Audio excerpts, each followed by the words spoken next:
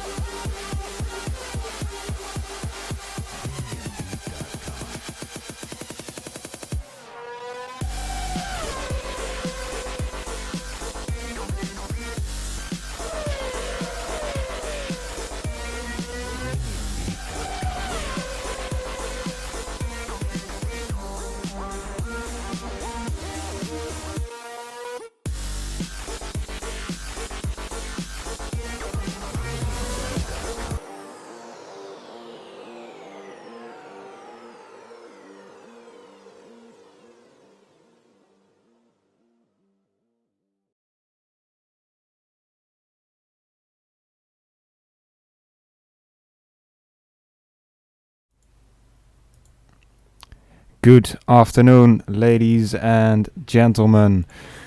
Welcome once again to the 15th round of the Thrustmaster World Championship here at Formula SimRacing.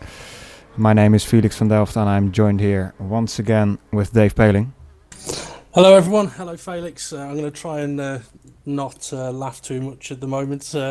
Obviously a few technical issues at the start of this and also some confusion. Where was the Ace race? Where was the Pro race? And all that kind of stuff. I'm sure we'll get onto all that kind of information shortly. But we are on for the World Championship here at Mal America, as I'm going to call it for the rest of today. All right. And yeah, I mean, we're on for a qualifying session. Jong was confirmed as the Drivers' World Champion at the end of the last race. Absolutely fantastic. He's still got the Constructors' Championship to fight for. Qualifying is just getting underway now. And we're at the Circuit of the Americas, which is one of those tracks that some drivers are going to love it, some drivers are going to hate it. But either way, it's potentially going to throw up some big crashes, some great overtakes, and probably not any rain. Yeah, definitely. It's not going to be like Brazil was today. Quite the opposite, probably. Yeah, I'm very excited. Of course, I want to mention normally the WC drivers can, I think, kind of look at the ace drivers and the pro drivers, because those races are before WC, of course, and see like, okay, this is what the other guys were doing in those races and what a good strategy was there, and they don't have that info this race, so I think it's going to be a bit more difficult for these drivers today. I agree with you, and I mean, I've thought about this myself. Obviously, the WC drivers, I mean, they're all very talented anyway, but they do have that benefit usually of getting to see how Ace goes, see how Pro goes, look at different strategies and different undercuts, where people have attempted overtakes. I mean, real F1 drivers do that with GP2s as well. And I've been in the situation of thinking, well, it is now turned around. Ace drivers and pro drivers are now going to be able to watch this event and use any information in their events next week. I don't know if we should explain why the events have been split up a little bit, but we are into qualifying. And, I mean, both yourself and myself, Felix, we're both pro drivers, so what would you try and take from this event to put into effect for your own race next week?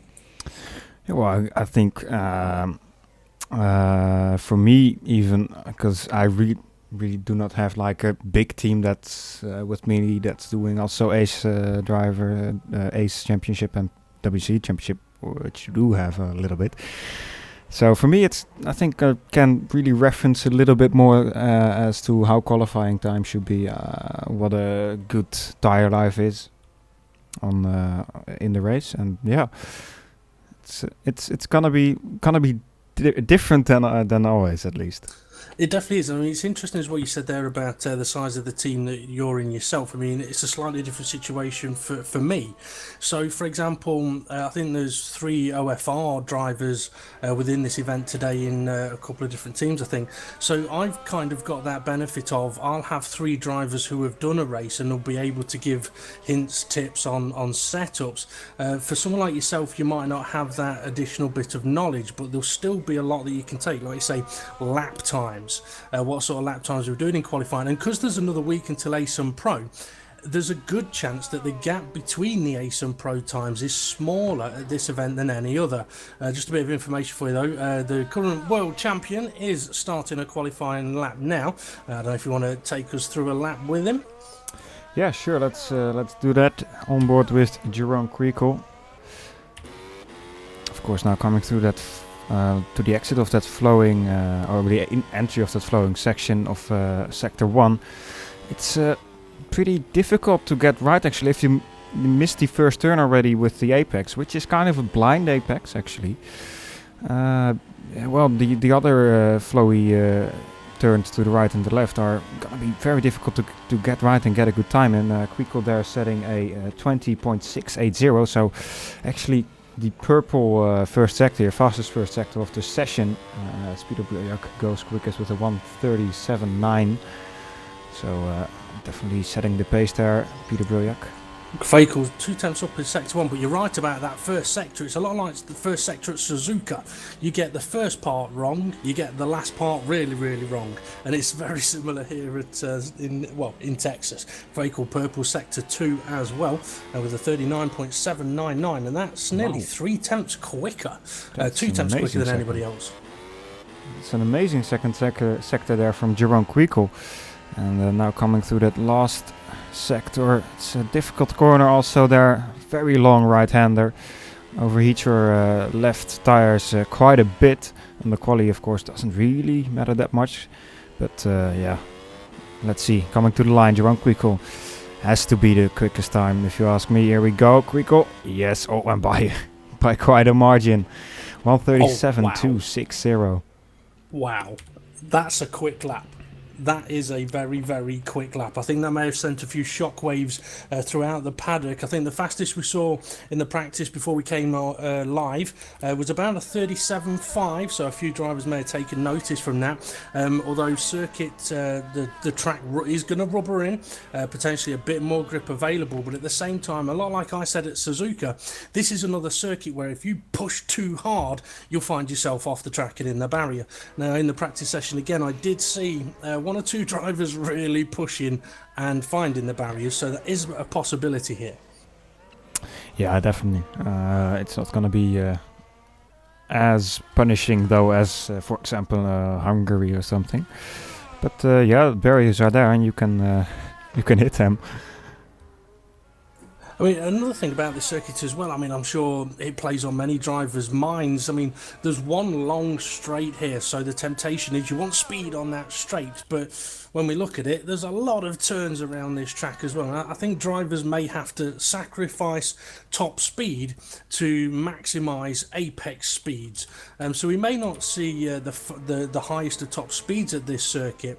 So it'll be interesting to see which way the drivers go. I mean, looking at the speed leaderboard, so to speak, there is about an 8 km/h difference from the fastest to the slowest. That's quite a big margin. But yeah, of course, it has. It's a very versatile track. This here, Circus of the Americas. I mean, it has quite a long main straight, pretty long straight in the middle of the track as well, and also has quite. The first sector is basically Suzuka, so you want pretty high pretty high wings there. Yeah, I mean, I've said to a few people that this is a circuit. I mean, I like it. Well, okay, I love this track when I've got a setup that works on it. This is a track where if your setup does not work, it's going to be an absolute nightmare of a race, because if you're understeering, you're losing so much time in sector 1, it's ridiculous. If you're oversteering, you're going to end up facing the wrong direction. And I've said to a few people, this is a beautiful track if you drive it in the opposite direction. I'd never advise anybody who does that in an actual qualifying session or race. However, someone did take me up on that, and I wasn't expecting it as I went round turn 1 heading down into turn 2, and I saw Jong Kvekel coming at me sideways. I did crap myself, I'll be honest about that one, but it was interesting to watch him try and do it. But it's one of those circuits where you either love it or hate it, but a lot of it can depend on setup. And we've got about 11 minutes left of this qualifying session. I need to give a little bit of information. Mike Partington, he's got a 10-place grid penalty at this event from an incident from a few races ago where the stewards and the Court of Appeals have done their stuff. His penalty is now applied, and Camille Liswa also has a start from the pits penalty, and I believe that's from the last event. So those two are going to suffer a little bit of pain at the end of this qualifying session. And I'm just having a look at Peter Breliak as he gets to the rear end of the car, very, very sideways. It looks like he's done a personal best in sector 1 and possibly a personal best in sector 2. I don't know if he's going to be able to threaten for pole position though. He has to find more than 6 tenths if he wants to do so. Almost 7 tenths even, or almost 8 if he wants to have a little bit of a gap to Jong Kvekel. So he has to push in this last sector if he wants to be able to challenge Kvekel. Missing the apex a little bit there on the entry. Now, last corner, also missing the apex a bit. Maybe taking a little bit more momentum into the corner. But let's see what he can do. For him, it is not an improvement, 0.005 of a second slower than his previous lap. So He's going to have to try another time. He still has 2 laps to do so. Yeah, Michi Hoyer's just on a purple sector 2, but he's down by a good half a second in sector 1. So good in sector 2, suffering in sector 1. I don't know if he's going to be able to improve on his current lap time, but there is quite a few personal best sectors going in at the moment. Daniel Brewer currently sat in 3rd place, just been through sector 2, so not far away from finishing his lap. And Daniel Kiss, who's currently sat in 2nd place, also looks like he's improving on his lap times. Yeah, Michi Hoyer there improving by just a little bit, not enough yet for a top 5 qualifying position. James Sadler at the moment on for a pretty good lap, 8, almost 9/10 improving in the second or in the first and second sector. Let's see what he can do. Currently down in 13th position.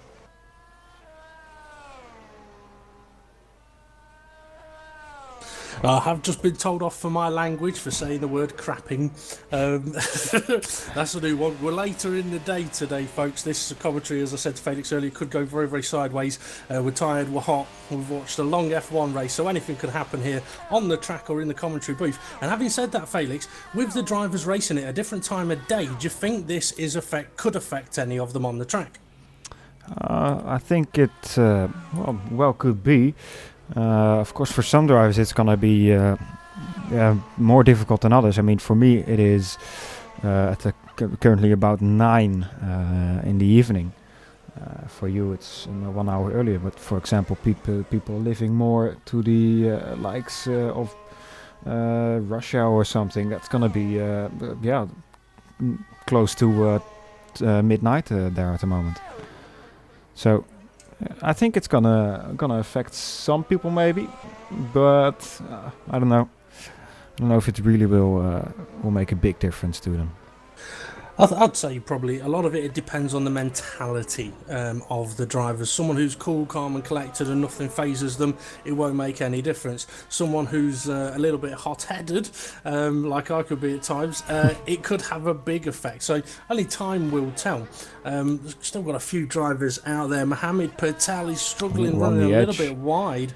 And I'm wondering as well whether, I mean, actually looking at it, it looks like the air temperature has dropped 3 degrees in the last 5 minutes. Oh wow, that's quite a lot. Mohammed Patel improving by almost 3/10, putting up to 7th at the moment.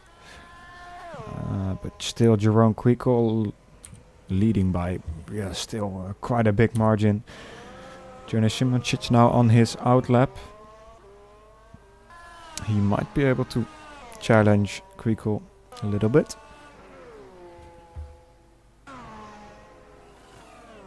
Now, something we haven't mentioned is the tyres that are available here at Circuit of the Americas. The option tyre is the medium compound tyre, that's the white walled tyre, and we have the hard compound tyre, which is a more orangey sidewall tyre. And regarding strategies and things like that, tyre wear around this circuit can be a little bit evil. The medium compound tyre not going to last a huge amount of time, but the hard compound tyre should last the drivers quite well, depending on how they treat each set of tyres, obviously. But Felix, I don't know if you've done a lot of running. I mean, do you think we could be looking at 2 stops here, 3 stops here? Actually, I think you really have to not ask me. I have done about 5 laps here yet, so really don't have an idea. Okay, I think it's go on. With the couple of laps that I did, I think it's gonna be about the same as it was at Malaysia, but not really sure. It could be. I don't think we're going to see Stefanko doing an option prime, long prime run again. But Petr Breliak, he's out there at the moment, just done 2 personal sectors, Sector 1 and Sector 2. It could be on for gaining a few places here unless I've just cursed him as he approaches the penultimate corner. Currently sat in 7th place, and this lap has looked a lot more stable than his previous attempt. Having a double stab at the final corner though, and very late onto the power. Is he going to improve in his final sector? Yes, he does, and he moves himself into 2nd place. Great lap there. Not good enough for Quickle or to challenge Quickle yet. But definitely looking for some progress. He still has 1 lap to try and improve. And Daniel Kiss there running wide in the last turn and abandoning his lap. Let's see, Johnny Simoncic also in on the lap now, just at the end of the second sector now, or well, on the straight in the middle. Opening DRS now. Had a pretty good first sector, not amazingly quicker, but just a little bit quicker than his personal best. See the tire smoking there. Ooh, and he abandoned his lap, so probably something we missed. Or well, his second sector time was quite off. Yeah, it was about a second off on that one, wasn't he? So let's see, Martin Stefanko on a pretty good lap also so far. First and second sector looking okay. It's gonna be about this last one. Let's see what he can do. Should be a good improvement here for Martin Stefanko. And indeed it is. Well, maybe not as much as he would have wanted, but up to 11th place. He still has one lap or one try to try and improve himself. Yeah, I mean, a few drivers are having good Sector 1, Sector 2s and then losing a little bit in Sector 3. And it is possible around this circuit to take a little too much out of the tyres through that first sector. They cool down a little bit on the DRS back straight. But again, if you've overheated the tyres too much in the first two sectors, when you get to that final sector and the long triple apex right-hander, the car just doesn't want to stick for you, and you can easily lose yourself half a second. I mean, I've noticed around this circuit, there's a couple of corners where if you're on the throttle a fraction of a second later than somebody else, you can lose half a second easily. And if you're having to lift off the throttle through certain corners, you're going to lose another half a second. So it's a very awkward, tricky circuit, this, as I said, if your setup doesn't allow you to either really push or at least have a really stable car. Yeah, I totally agree on you there. So Kwikel now on the exit of the last sector and goes into the pit to abandon his lap. Was already a 10th down on his own time. Probably realized that he will not improve by 4/10 in the last sector. So let's see. It's so far been a pretty dominant qualifying by Jerome Kwikel with a very quick time and nobody being able to really get close to that.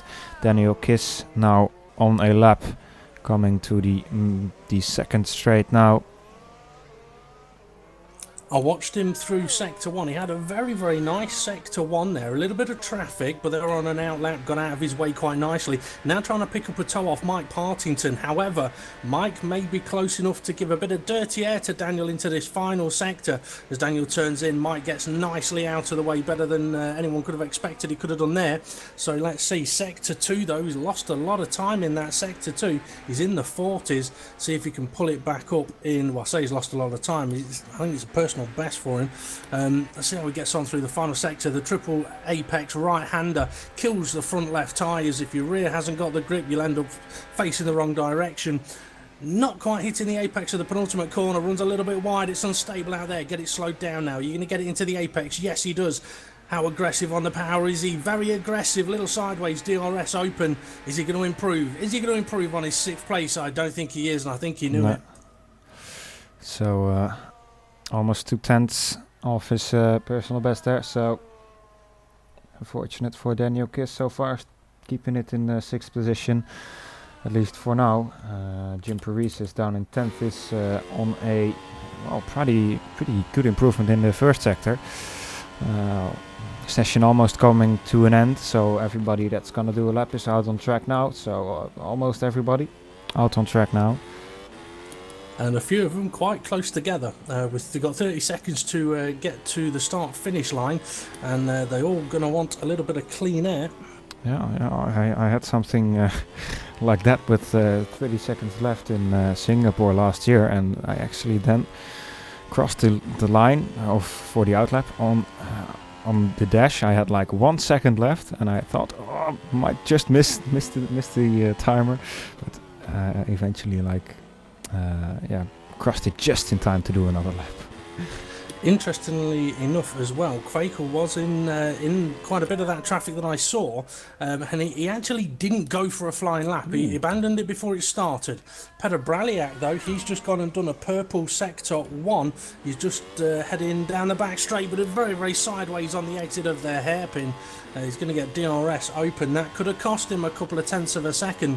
Depends on how much speed he carried through the corner. He's got one more corner to go until he ends sector 2, and it's a tricky, awkward braking zone down into the left-hander there, and it is not a bad second sector. Let's see if he can carry that on through sector 3. Yeah, sector 3, really interesting sector. You have to turn and brake at the same time there at that corner where Peter Bill just went through. And this left-hander, long left-hander, we see, I think that's Junior Simoncic there, or James Sadler, his teammate, hitting the cone there on the inside curb and cutting the exit there on the exit. So abandoning his lap there could have been an improvement for Peter Braliak, but sadly he had to abandon his lap.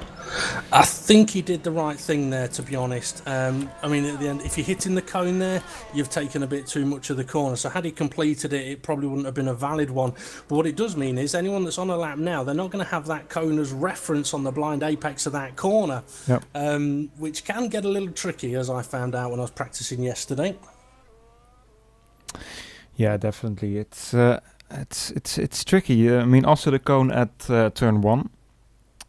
It kind of is a reference point to the drivers on where to turn in and where to expect the apex. But yeah, I think most of the guys will probably do fine without the cone. Let's hope so, at least. But yeah, qualifying over now. Quickel, as we said, pretty dominantly on the top there with a 1:37.260. Peter Braliak, the former world champion of Formula SimRacing, in second position, and in third position it is Jonas Simoncic, also a pretty good job. Daniel Brewer behind him in fourth. Mike Parrington also did a good job to get himself into fifth. Michi Hoyer, our ACE championship champion, in sixth. Then James Sadler, Mohammed Patel, Daniel Kiss, and Jim Paresis rounding up the top 10 here today at the qualifying session. So now let's go into warm-up.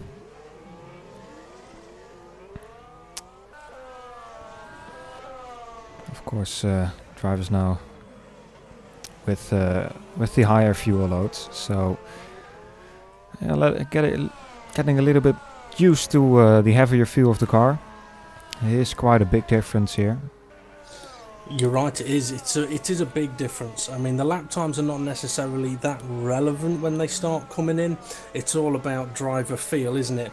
And how their cars are handling. There's not a lot of changes they can make under parc fermé conditions, but it does give them the opportunity to make last-minute front wing tweaks and just get another grasp on how the cars are handling. Because if you try driving it in full race fuel, in quali mode, so to speak, it's not going to really handle very nicely for you. You may get one or two quick laps, but your tyres are going to be dead. Yeah, definitely. Tyres are really really not liking if you push them too hard. They will overheat and you will lose a lot of time with that, and also a lot of tyres. Oh, yes. Now, obviously, for us in the commentary box, this obviously gives us a little bit of time to talk about a few things. And I was mentioning to you, Felix, I wanted to go through a few little bits of information with Jeroen Quakel having taken the World Championship title at the last event. I just wanted to go through a few stats, if that's all right. Yeah, sure, go ahead. Okay, so looking at the World Championship drivers, obviously Jeroen Quakel, he has the most amount of points. But looking at things like most fastest laps, he's tied with most fastest laps throughout the season in races, on 3 with Jonas Simoncic and Jim Paresis. Races led, he does lead that, he's led 10 races, whereas the next drivers, there's quite a few that have sort of led in 5 races. So Jong has led the most amount of races. Pole positions, he has the most of those. He has 6. The next driver with the highest amount is Francesco Bigazzi with 3. Front row starts, he also leads those with 7. The next highest driver is Francesco Bigazzi again on 4.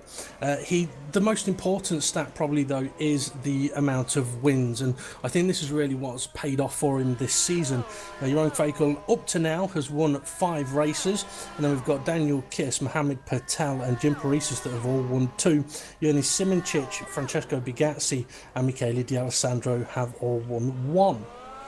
So consistency and high scoring races is obviously what has got him the title, but one interesting little statistic is that he hasn't actually completed the most amount of laps.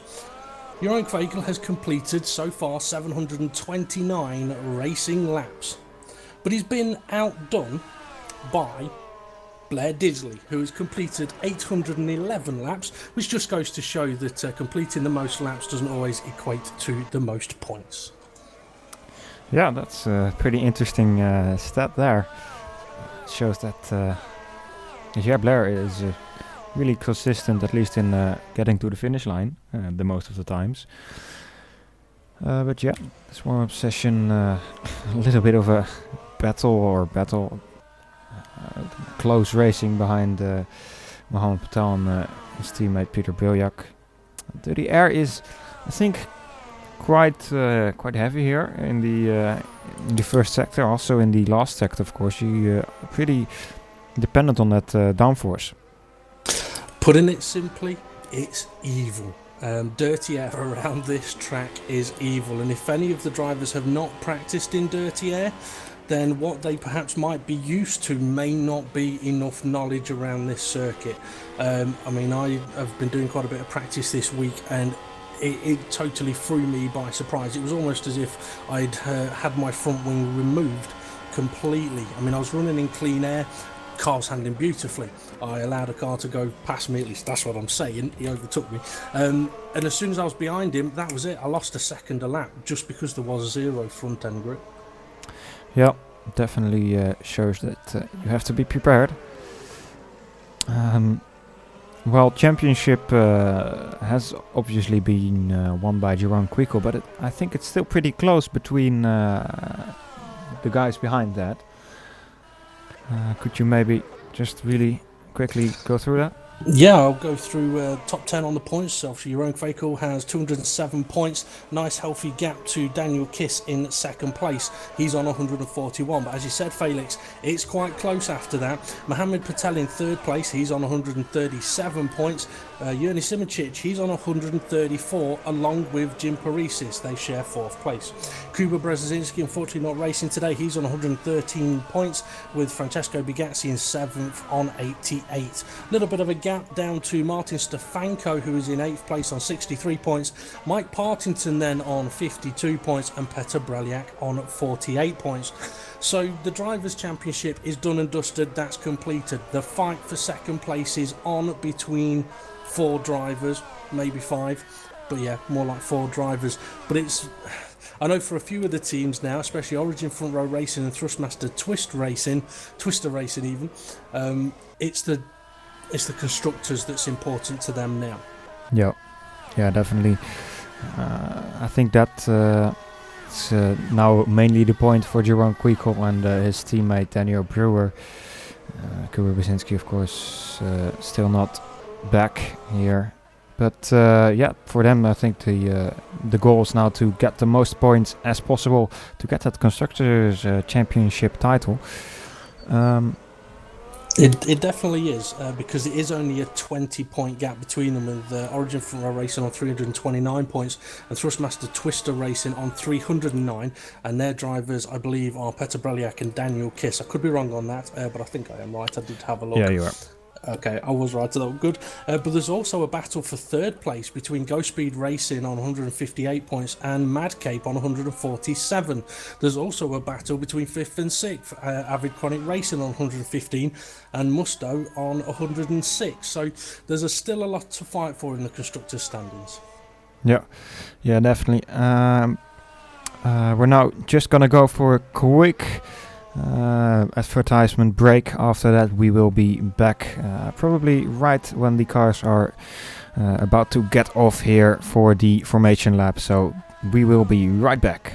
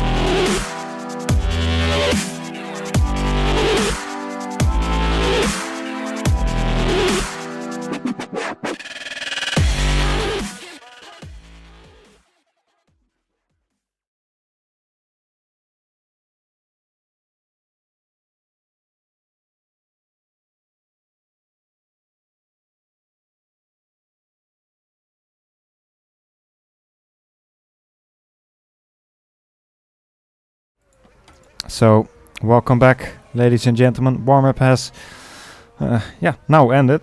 So, us the drivers now finishing up their preparation for the race. David and I just talked about it. We expect the medium tire to last about 15 laps, maybe, for the first stint. So, Yep. I mean, it's a very different circuit to what we had at Malaysia, but the tyres are the same. So similar strategies are a possibility.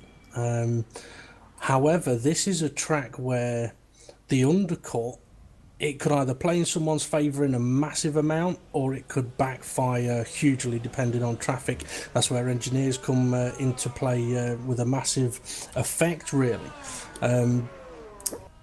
It's going to be a tricky race. And strategy is definitely going to play a huge part. Yeah, definitely. I see Blair Disley doing some practice on the hard tire. Of course, it's only when you are in the top 10 of the grid when that you have to start with the option tires. All the other guys have the choice to go to the prime tire for the start. But I think most people are going to start on that medium tire. I think it would be wise. I mean, obviously, everyone that's in the top 10, as we know, they'll start on the medium compound tyre. And I think, well, it's a tricky one. If you're outside of the top 10, if you're on the hard compound tyre, you may be able to keep pace with the cars ahead. But at the same time, it just simply might not work. It just may backfire too much. Yeah, it could well be. So, guys, now getting onto their grid slots. We have a couple of new guys, a couple of guys from Pro. Harry's, Barves, driving in the Aventa car. Also Cameron Roger, who of course has done a couple of races now in WC. Yep, DeWald Nell also there, and Harry's Parvez will be glad that there's a good 10 cars between the two of those two drivers after what happened in the Pro race last time out. Yeah, definitely. Sorry, DeWald. I have to apologise for that, but yeah. I mean, there are a few Pro drivers in, obviously taking seats that are available at the moment.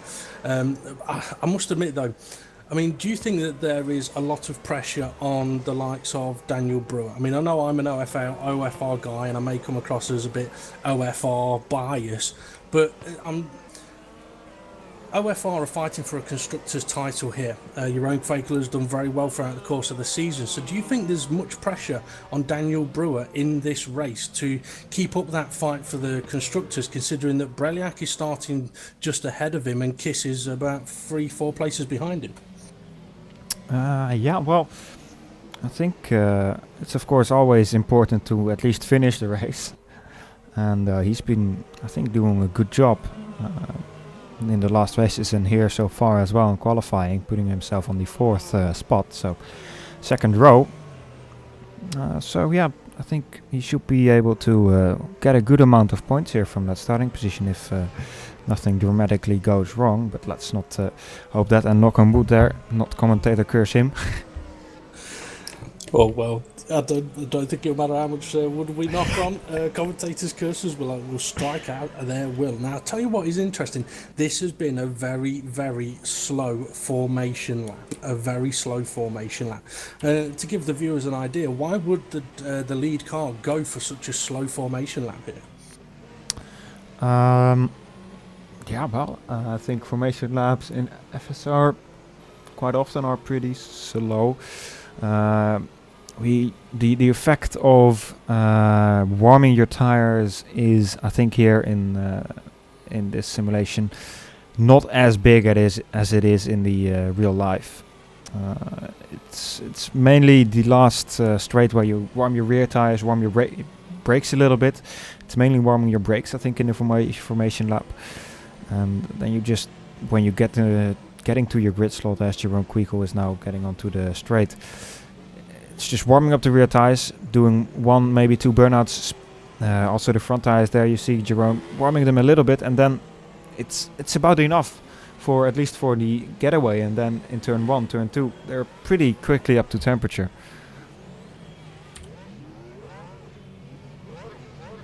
So yeah, I think that's why Jerome takes it slow, just making sure the tires are in the best state as possible when he leaves his grid slot.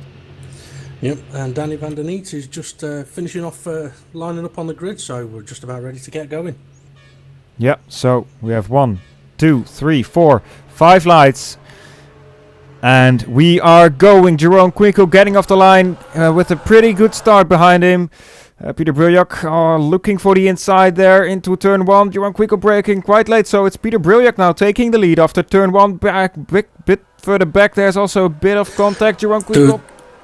Sorry, there was a lot of carnage at the start of the race, but as you said, Jong is right on the back of Peter Breliak now. But yeah, it looked like a couple of cars didn't move at the start, created a little bit of a pile-up. If you're able to go and have a look at a replay at that in a few moments' time, it'll be worth having a look at because it's cost quite a few front wings, I think.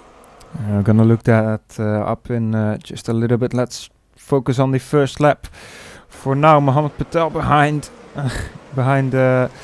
who's that? Jonas Simmerchits now pretty close. Let's see if he can get the slipstream here on this long straight. Looks to have a good exit. Oh yeah, that's gonna be a good slipstream here. Mohammed Patel alongside already. Coming to the braking zone. Seems to have it pretty much done and dusted already. Michi Hoyer behind has gone for a move on Daniel Brewer as well, and Brewer's been overtaken by Daniel Kiss, so he's now up to 6th place, and I think somebody took out the cone as well. Yeah, it looked like that the cone flew around the air. Daniel Brewer also not having the best of starts here, but mainly Jerome Quickle losing the lead into turn 1. So let's see if I can quickly... Daniel Brewer almost going sideways there. Let's see if I can get a quick replay of that start. George Winter, DNF. Let's see if I can get a replay of that. So let's get back a little bit. So the lights went out, and it seems like, yeah, a couple of cars, especially one car, just staying stationary on track, and then disconnecting, or at least leaving. But I think that was Blair Disley making a pretty unfortunate contact there. So let's get back to the racing. Well, the holding station up at the front at the moment. It's getting a little feisty. Down sort of 13th place around Danny van der Neet. He's got Martin Hodas applying some pressure. With Blair Disley, Victor Ivanov and Martin Stefanko all in the pits for replacement front wings and changes of tyres. I'll check in a few moments what tyres they're on, but they're effectively out of this race for scoring points unless there's a lot of carnage later on. But Petr Breliak, what a fantastic start, leading the race at the moment, but Fakel is within DRS range at the moment, and he can't really allow Breliak to pull away, not unless Patel drops off the back of himself, because creating that little bit of a gap to the car ahead of you is probably a good idea around this circuit to avoid the dirty air and then look at undercuts later on. A little bit of contact there between teammates Cameron Roger and Victor Ivanov. No, who's that? Oh, that's Haris Parvez, sorry. But almost make each other spin there. Just goes well, but Cameron looking to get past him.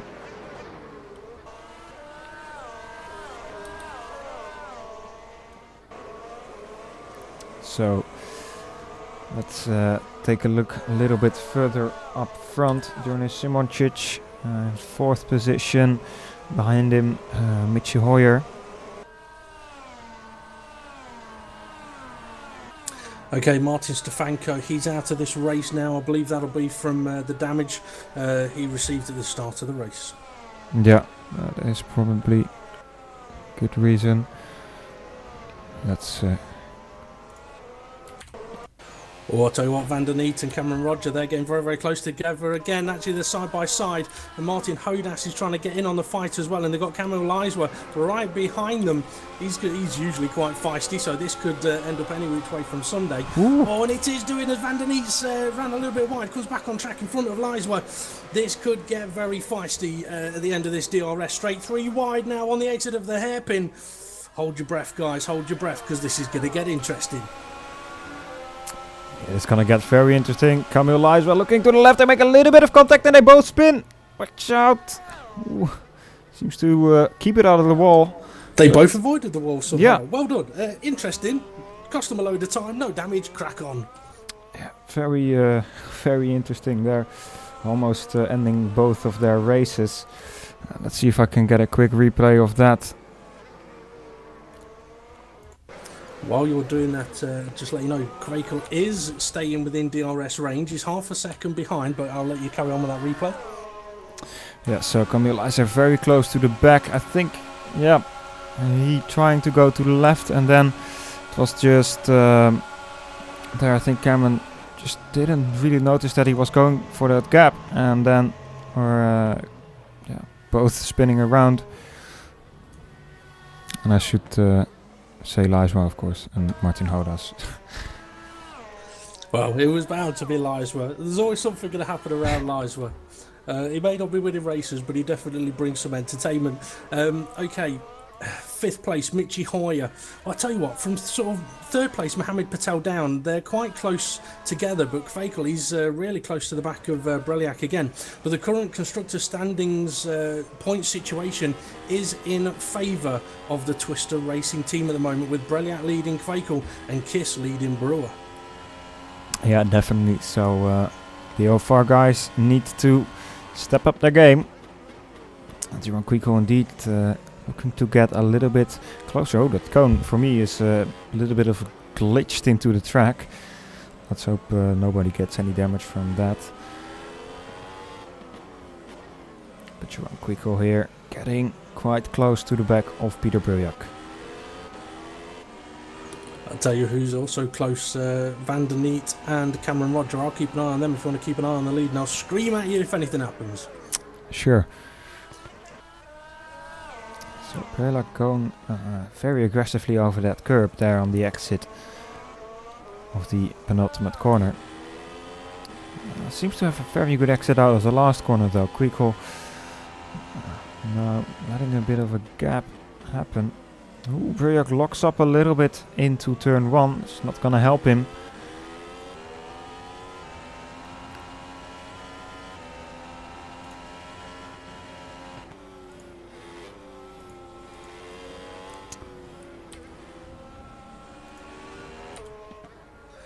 Well, I'll tell you what, Cameron Roger and Danny Van der Neet, they're having an interesting battle, but it's kind of showing why you don't see many of the WC drivers going for bonsai moves all the time towards the sharp end of the grid. The more aggressive these guys are driving and attacking each other, the more tyre smoke's coming off their tyres, obviously, and which equates to higher wear, less laps in your stints. Yeah, definitely. So Danny Van der Neet, yeah, he's pushing quite hard, I think. He is, and I think Daniel Kiss is about to make an overtake move on Michi Hoyer. He's trying to round the outside. DRS assisted. It's getting very close. Hoyer locked the rears. He's just nudged Kiss off the track a little bit there. I think Kiss will be a little frustrated with that one, but sometimes a driver brakes a little too hard. The rear end steps out, and there's not a lot they can do about it. Just behind these two as well, you've got Daniel Brewer with the trainer cars behind him. That's Jim Parisis. But yeah, I think Kiss may be one to watch because he's definitely getting feisty and wants to gain as many places as he can. Martin Hodas dropped back to 16th position. Something happened with him. Let's see if I can get a really quick replay of that.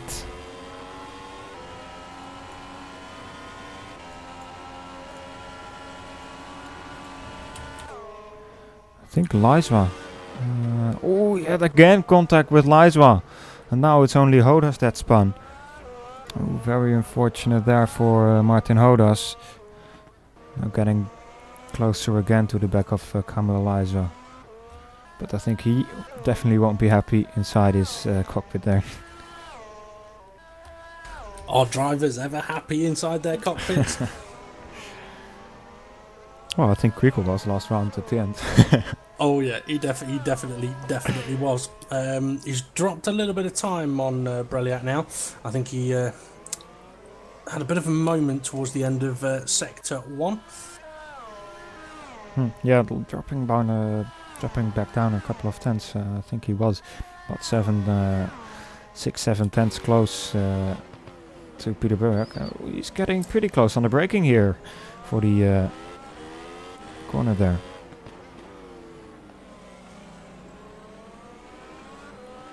Well, one of the difficult things for quite a few of these drivers is if the car ahead of them has DRS, they can't really attack, they can't overtake because the car ahead has that benefit of DRS. So looking at the train of cars which is now sort of behind Michi Hoyer is coming under pressure because he does not have the DRS, but unfortunately for Daniel Kiss, he's just taken a little too much out of the front tyres to stay close enough when it really counts.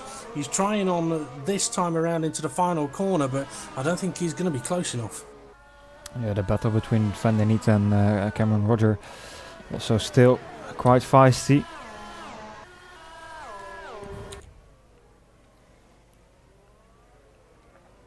And given the nature of it all, I'll tell you what, Daniel Kiss is very, very close now. If he can stay this close towards the end of, to the DRS straight, he'll have a very good chance of overtaking. But do you think the nature of turn 1 here gives drivers the opportunity for a dive bomb, not dive bomb, throw it up the inside and just see what happens situation? Yeah, well, turn 1, it's a pretty interesting turn. You can take a lot of different lines through there, especially when you are trying to attack someone. You can maybe go a little bit wider entry and closer exit, or the other way around. Sorry, Kiss, he's so close to Michi Hoyer on this occasion. He was so close to nearly hit him. DRS now wide open. Hoyer goes defensive early, and it's not a bad decision. Oh, squeezes Kiss towards the outside now. Kiss is ahead, but how are they going to be under braking? quite a nice move there by Kiss. Hoyer realised not a lot he could do about that one. Yeah, definitely a very nice battle there between Daniel Kiss and Mitchie Hoyer. Daniel Kiss getting in front there for now. So a little bit further to the front. Kuiko is a little bit closer to the back of Peter Burks at a purple first sector. So looking to maybe get a fastest lap here. The gap to Mohammed Patel is actually quite big, almost 4 seconds now. And yes, indeed, Kuiko just set a fastest lap, 1:41.4. Interestingly as well, I mean, I'm riding on board with the OFR driver, and they're using very different lines around a few of these corners, which could benefit each driver in their own separate ways. Also on the previous lap, the long right-hander, I forget the corner numbers, apologies folks, I've not really done my prep for this one because I was watching F1 earlier. I should have done it while the red flags were out, but they are using slightly different racing lines here, and it could benefit your own regarding dirty air if you can stay out of it. But he's really close here. Is he going to be close enough to attack down into the end of this straight? He's getting closer, but he's not close enough, I don't think, unless he goes for a late move. Is it worth the risk? He has a look to try and put him off. And Braliak, I don't know him too well, but I can't imagine he'll be put off that easily.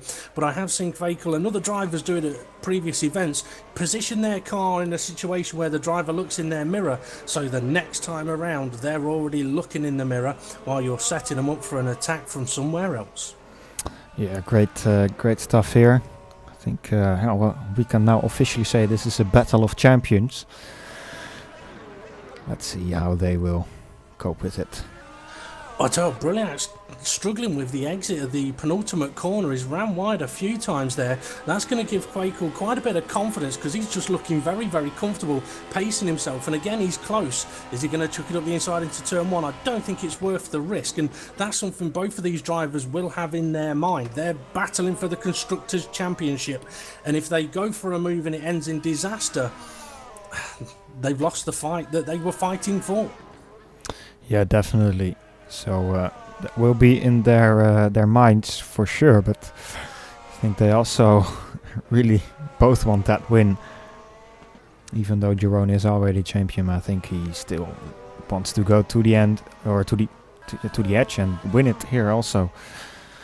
Oh yeah, I mean, let's face it, when you're the champion and you're racing against another champion, you want to be able to say you beat that other champion, and the other champion wants to say I beat the current champion. It's just the way it works. Egos are huge no matter how much drivers play it down.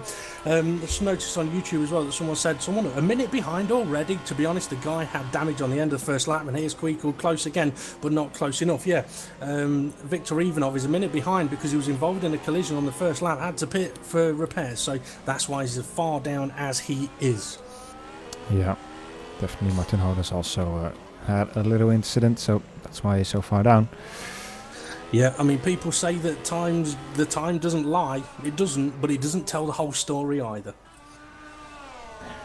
Yeah, definitely well said there.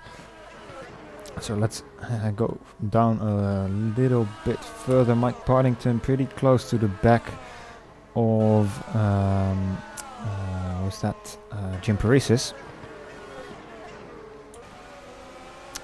who's also pretty close to Daniel Brewer.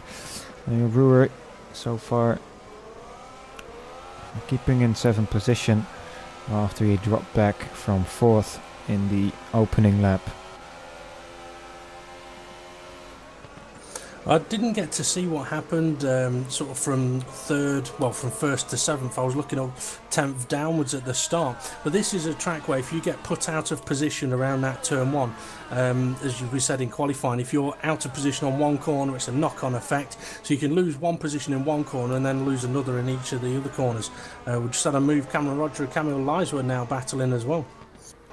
Ooh, let's switch over to that. That is going to be interesting. The Waldnell also involved into that battle. You can see him having struggles with that dirty air there. Camille Lies, well, a lot of tire smoke coming from his tires. So he's definitely pushing hard. there. The Wald is on the prime tire, so he will probably be going a good 5 laps longer than these guys in front of him are. So he also needs to think about his strategy. He does. Now, strategy-wise, De Wald now started from the pits because he was a late allocation, and he started on the prime tyre. We're going for the move. Is he going to make it? No, not quite. I've got a theory, that Camille Liswa drives constantly going, hey guys, watch this, thinking something amazing is going to happen, and something amazing does happen, just not the way he would have wanted. But yeah, De Wald now in that position at the moment, started on the prime compound tyre. He'll be going longer, so he's doing well at the moment to catch up and keep up with these guys here at the moment.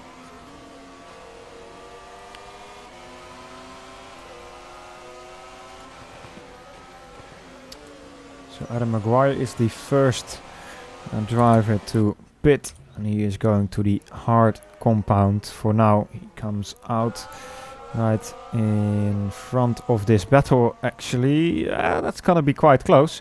Very interesting to see what he will be able to do on his fresh set of hard tires. Now watch out for Cameron Roger. I may have to pull your camera towards the lead. I'll let you know. Quakel's close. DRS is open. He's gaining, but I don't think he's close enough. No, he's not. I think he's going to hold out for a few moments. But I'm also looking at the problem for the leaders at the moment is even if their tyres are going off, they can't afford to pit yet. If they pit, they're in traffic. If they're in traffic, strategy hurt, effectively. Yeah, definitely. So their engineers... working hard probably to find the best spot for them to go into the pit lane. Oh, I don't know. I reckon Justin sat there this week going, no, you do it all yourself. I'm having a beer and a cigar this week. Oh, I tell you what, Quakel very close again now at the start of what'll be lap 12. But I tell you, Breliak has got very good traction. He's having fantastic exits of corners. It's making it difficult for your own to really attack him. But as we've seen in many other races, up at the front, you tend to see a bit of holding of station until the first round of pit stops happen. And then it all kicks off as Daniel Kiss makes another, well, not another, he's making his stop now. Yeah, so he's... also going... No, he's going to the medium tire, at least for me. It hasn't changed, yeah. I think that's a good call, actually. I do think it's a good call going to the medium compound tyre. The hard compound tyre will last a long time around this track, but if you're in traffic and you want an undercut to work, go for the medium compound tyre. Something happened to Danny van der Niet. Oh, he's into the pit lane, so that happened to Danny. Pretty busy in the pit lane. Kamal Liswa and Cameron Roger in there as well.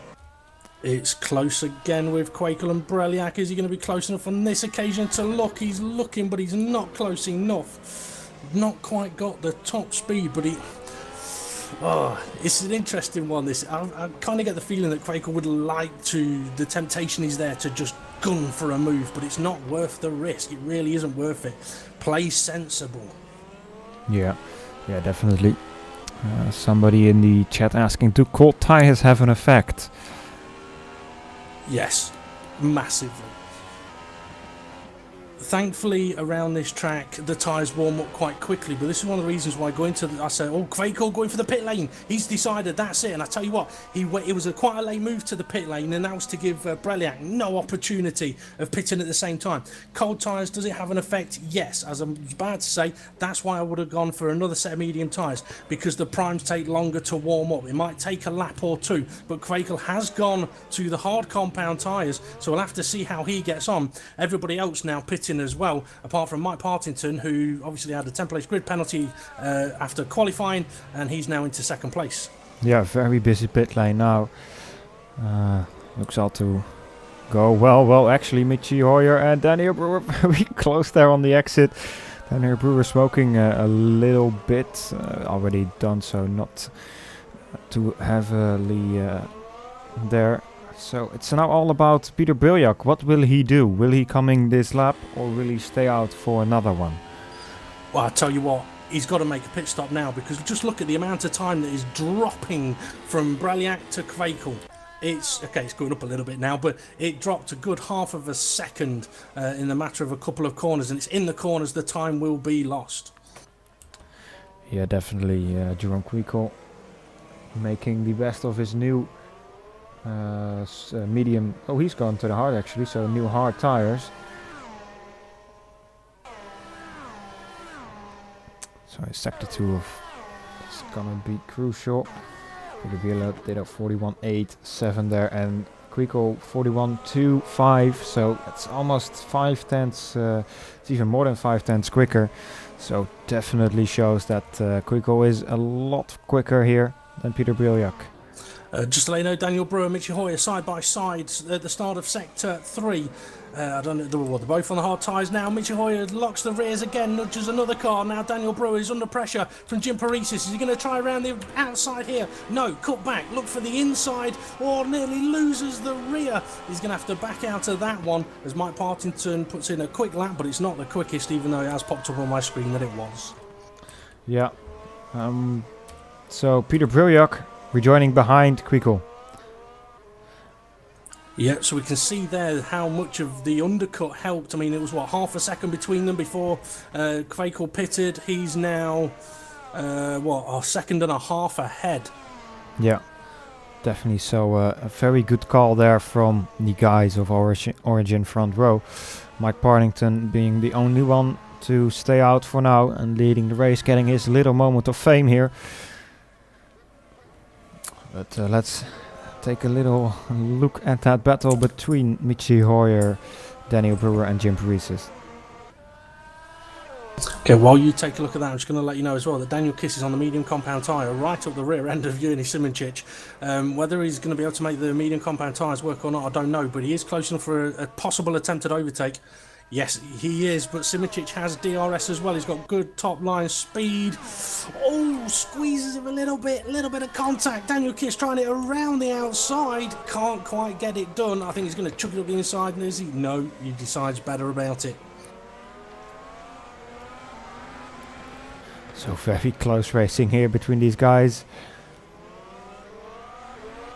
I will mention as well that if I'm commentating on something that the cameras are not on, don't give us grief, guys. I can't see what Felix is recording, viewing, except for on a delay. And I'm all over the place, so it's hard for him to keep up, isn't that right?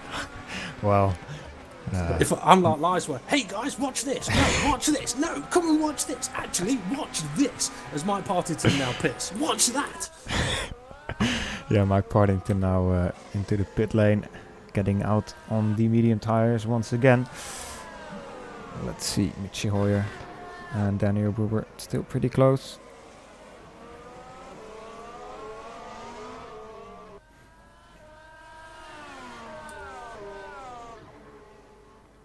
I tell you what, I have made one major mistake for this race.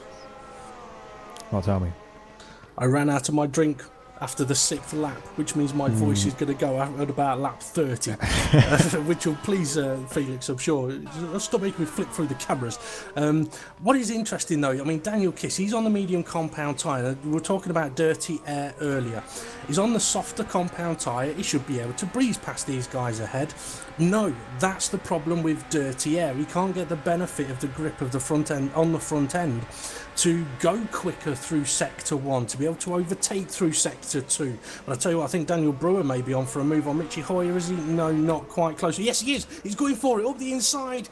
Nicely done. Michi Hoyer, though, runs a little bit wide, but Daniel Brewer now does gain a place. Hoyer chucks it back up the inside in return, and here comes Jim Paresis in on the action, as well as Hoyer still trying to look at sneaking up the inside. And if Jim Paresis plays this smartly, he could gain 2 positions as Michi Hoyer gets a little too sideways. That was interesting, tricky and interesting. Paresis taking a tight line around the long right-hander. Not quite close enough, but I think he will feel he's got the speed to attack Michi Hoyer into turn 1. Yeah, definitely. Here we go. Jim Paresis. Pretty close, but it's Michi Hoyer that is gaining a lot more on Daniel Brewer, I think, but it's not enough to make a move up to turn 1 yet.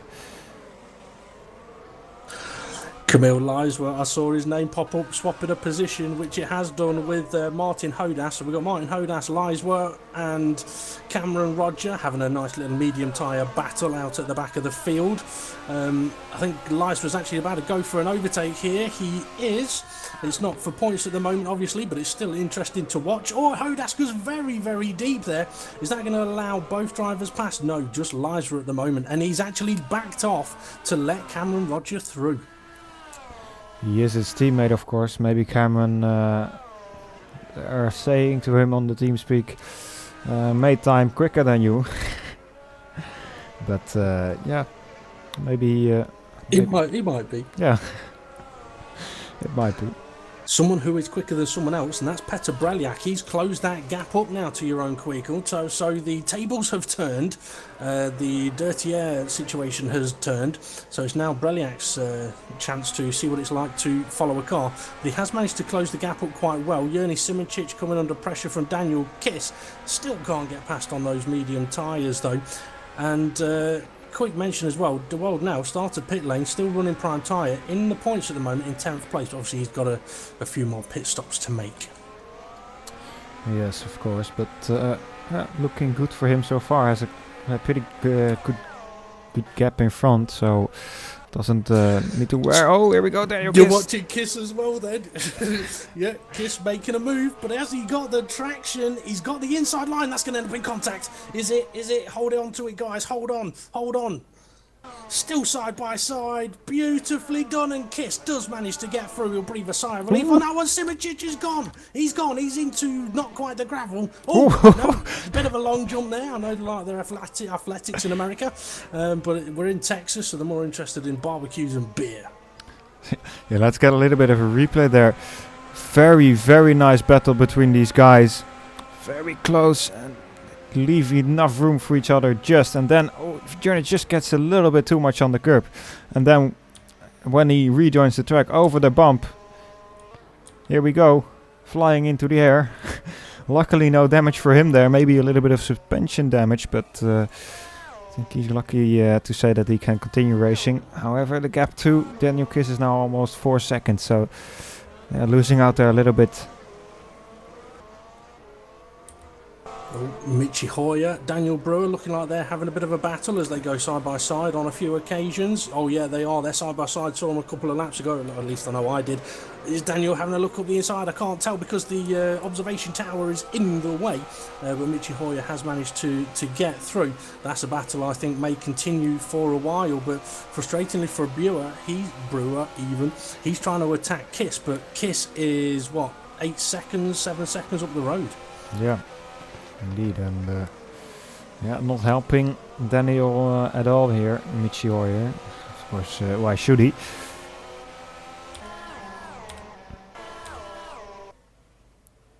So,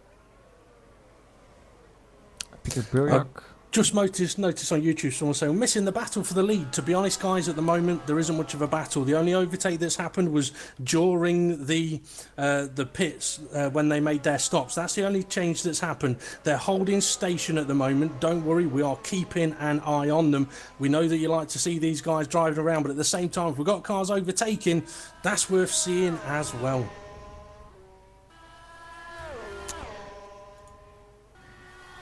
Tell you what, Breliak's close. He hasn't got the straight line speed. Now the tables have turned. He hasn't got the straight line speed to attack on Kvekel under DRS, but he's managing to hold up quite close to him. Perhaps even the quicker driver at the moment. I'll have a quick look at what lap times they've been popping in. Yeah, really close here now at the exit. Needs to watch out here for the dirty air. And this long right-hander. Also, mind your tires. You can really overheat them through that corner and make their life a little bit more miserable. Now let's see. We have seen him getting very good exit out of this last turn. But will it be enough here? Seems to be a little bit too far back to make a move up to turn 1. Yeah, definitely is a little bit too far back. So, not able to try and make a move here yet, Petr Breliak. What it is, it's the dirty air in the braking zones before the traction zones where you'd attempt an overtake. So the dirty air is stopping the drivers from getting on the power early enough and confidently enough to have the top end speed at the end of the DRS straights. So this is where it comes down to drivers applying pressure, trying to force the car ahead to make a mistake. And that's where talents really begin to show. Yeah, definitely. So, yeah, now getting pretty close on the exit, opening DRS here right about now.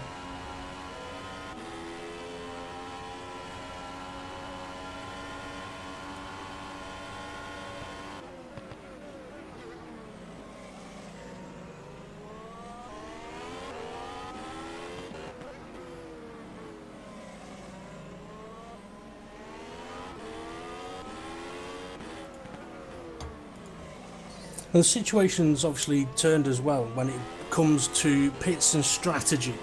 Brayak's in a situation now where he's obviously pushing hard, but it's not really working for him. He's going to be punching his tyres. Oh, I've just heard a big crash.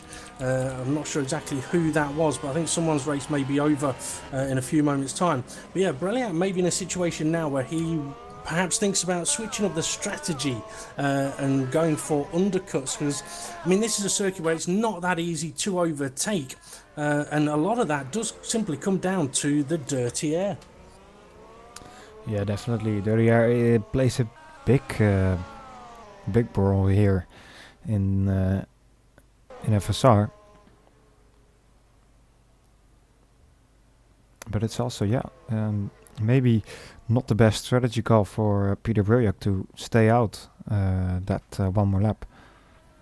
Well, I mean, someone has mentioned on YouTube, why did Brujak stay out the lap longer? Well, obviously, he thought his tyres were more than capable of doing the lap longer. And as I mentioned, at the time, Quakel, it was I wouldn't say a late call to come into the pits, it was a late move to go to the pits. So Brujak, he had no opportunity to respond to it. I mean, Quakel was on the limit of getting into the pit lane, so there was no chance for Petter to respond. He obviously had in mind a specific lap he was going to try and get to, but realising how much time he was losing it straight away, he had to pit at his then nearest possibility.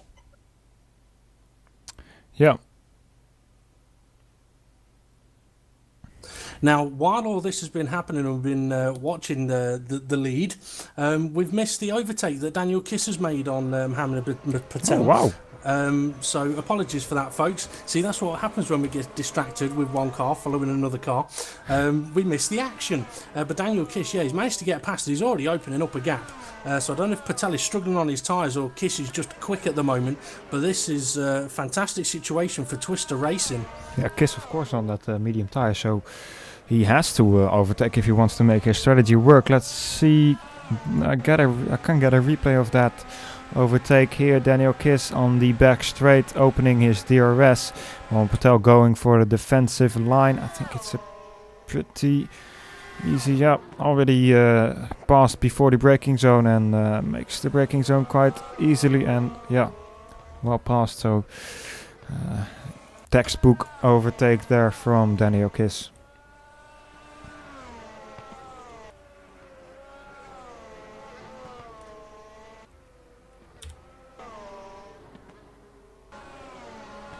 In the meantime, Mike Partington is getting closer to the back of Jimper Reeses and Daniel Brewer.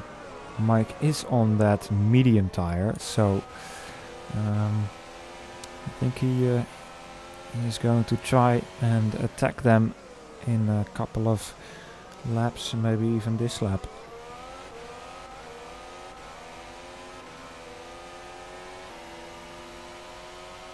I mean, I said a little while ago that when you make your pit stop, going onto the medium compound tyre is not a bad decision. However, it's only a good decision if you're able to feed yourself back out onto the track in the right sort of position. If it helps you gain places, then yeah, it's fantastic. If you get yourself stuck in traffic, then obviously it's not the right tyre to go on. You may as well have gone on the hard compound tyre. But looking at, what was it, lap 11, lap 12, the drivers stopped. That leaves, 44 laps? to do. Could that be split, do we think? 22 laps on the hard compound tyres? It could be, but I don't know if it's the quickest strategy. Because I think you can probably take these hards for maybe even 25 laps, but then you really have to look out for them. Make sure you don't overpush them, don't overheat them, and as we are talking about that, Danny van der Niet is the first guy to go for his second stop, and also Camille Leisra following him. Those guys have been battling for a little bit. Let's see, Leisra seems to get a little bit of a better pit there. But Danny van der Niet staying out in front, of course.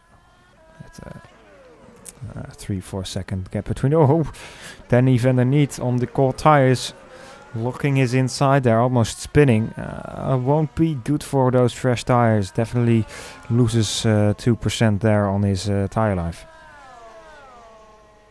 Yeah, and that could be cold tyres coming into effect. Now, Kvekel looks like he's managed to open up the gap a little bit up at the front, but this could be Peter Breliak just backing off a little bit, avoiding the dirty air, trying to bring down the temperatures on his tyres.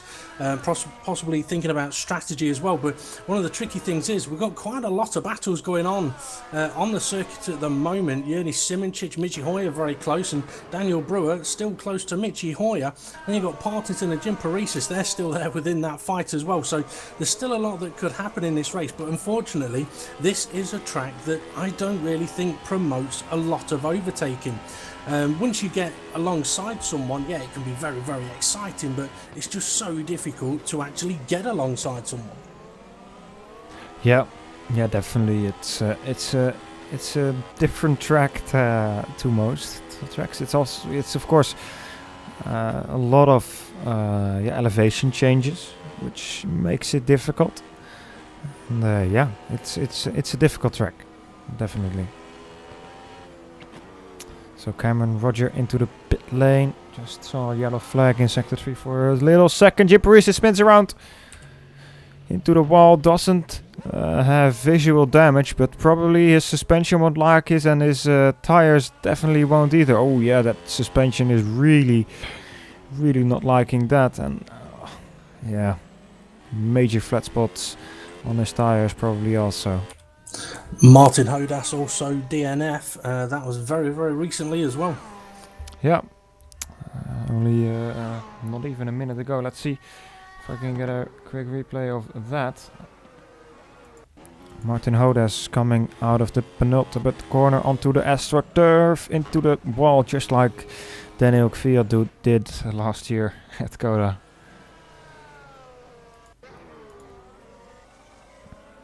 I was having a look on the previous lap as Breliak now getting close again to Kvekel. At first and second places, Daniel Kiss into the pits, getting rid of his second set of medium tyres. He was having a look at the leaders' top speeds down the back straight. Kvekel reaching 317 kilometres an hour. Breliak reached 324 kilometres an hour. Obviously, he's got DRS available to him, but that extra speed difference it's only enough to help him catch up a little bit. Simply because of the difficulty of the hairpin before the DRS straight. He's actually very, very close on this occasion. If he can get a good exit, he might have a good run. I think he may be close enough on this occasion, I think he may be. It could... no, I don't know. Brilliant, closing the gap, but he's only getting... That was interesting. It sort of hovered at 314 kilometres an hour on my screen for a moment and then went up to 324. So I don't know if he was using a little bit of boost towards the very end of the straight there. Could be. Could also maybe be the elevation changes there on the straight. Could well be. He's definitely getting closer to Jerome Quico, at least than about 2 laps ago. Set the fastest lap last lap. It's about 4/10 quicker than Quico was. So he is definitely pushing a little bit harder now.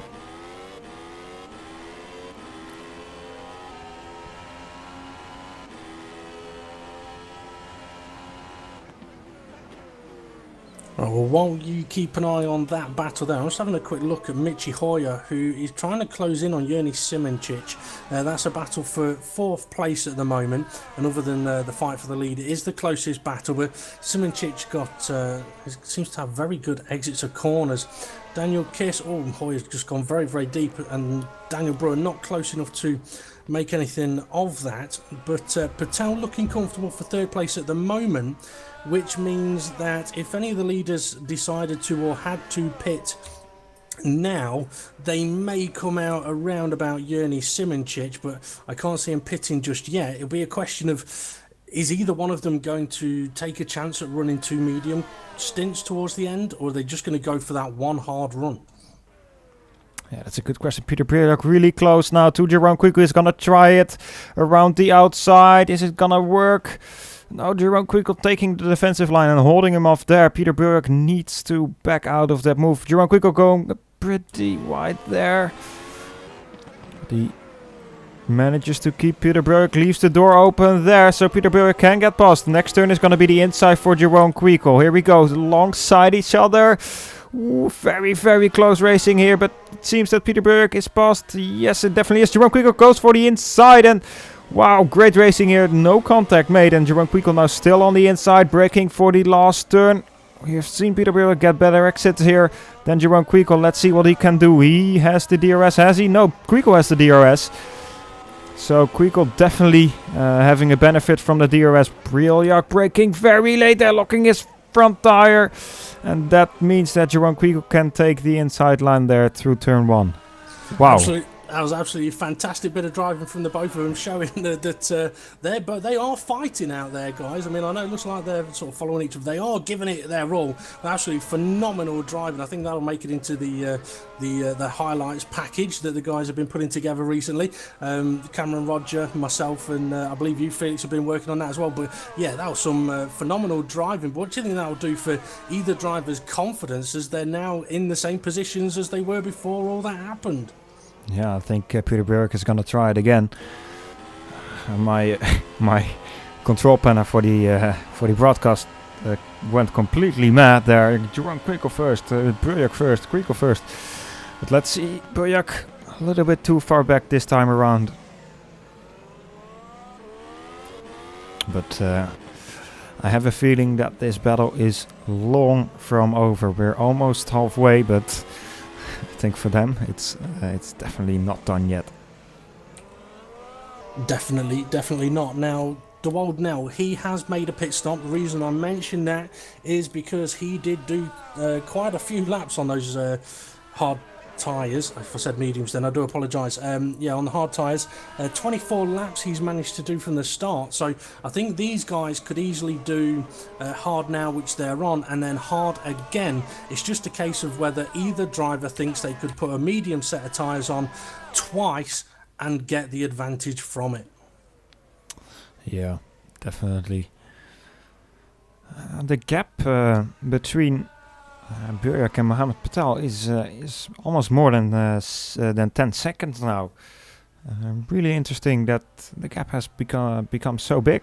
Often we see here in WC that the first place to 10th place is all within 20 seconds maybe, but that is a little bit different today. Yep, definitely. And I've mentioned a couple of times throughout the race there's reasons why you don't see WC drivers going for moves all of the time at every possible opportunity and all that kind of thing. The reason for that, the lap where Kvekel and Briljak were battling each other was 1.5 seconds slower than the rest of the laps they've done on this stint.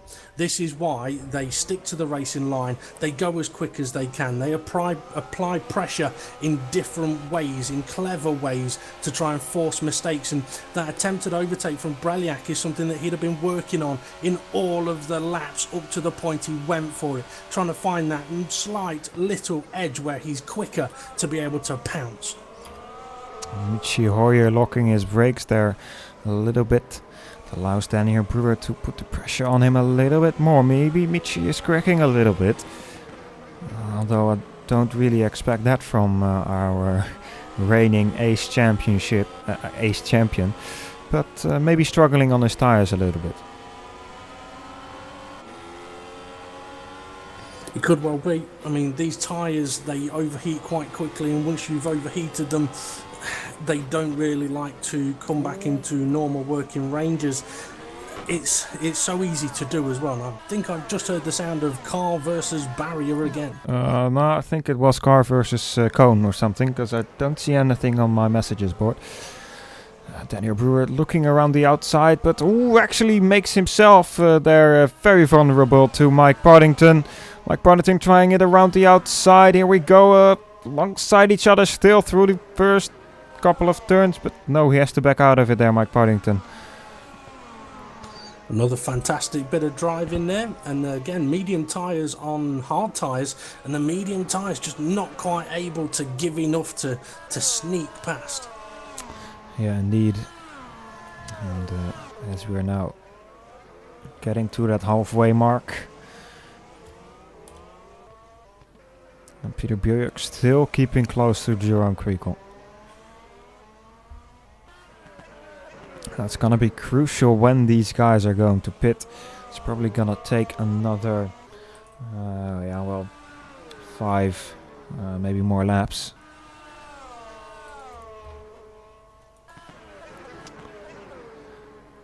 But yeah, who is gonna go first? That's the big question. Well, they're about to start their, I think, 17th lap on these tyres. 17th lap, yeah. I think they've already completed 15. This will be the 16th lap completed. I think with the rate of wear, I think either one of them could afford to make potentially an early stop and try and make the next stint last a few laps longer. Because from what we've been seeing already, track position is more advantageous than fresher tyres. Yeah, definitely.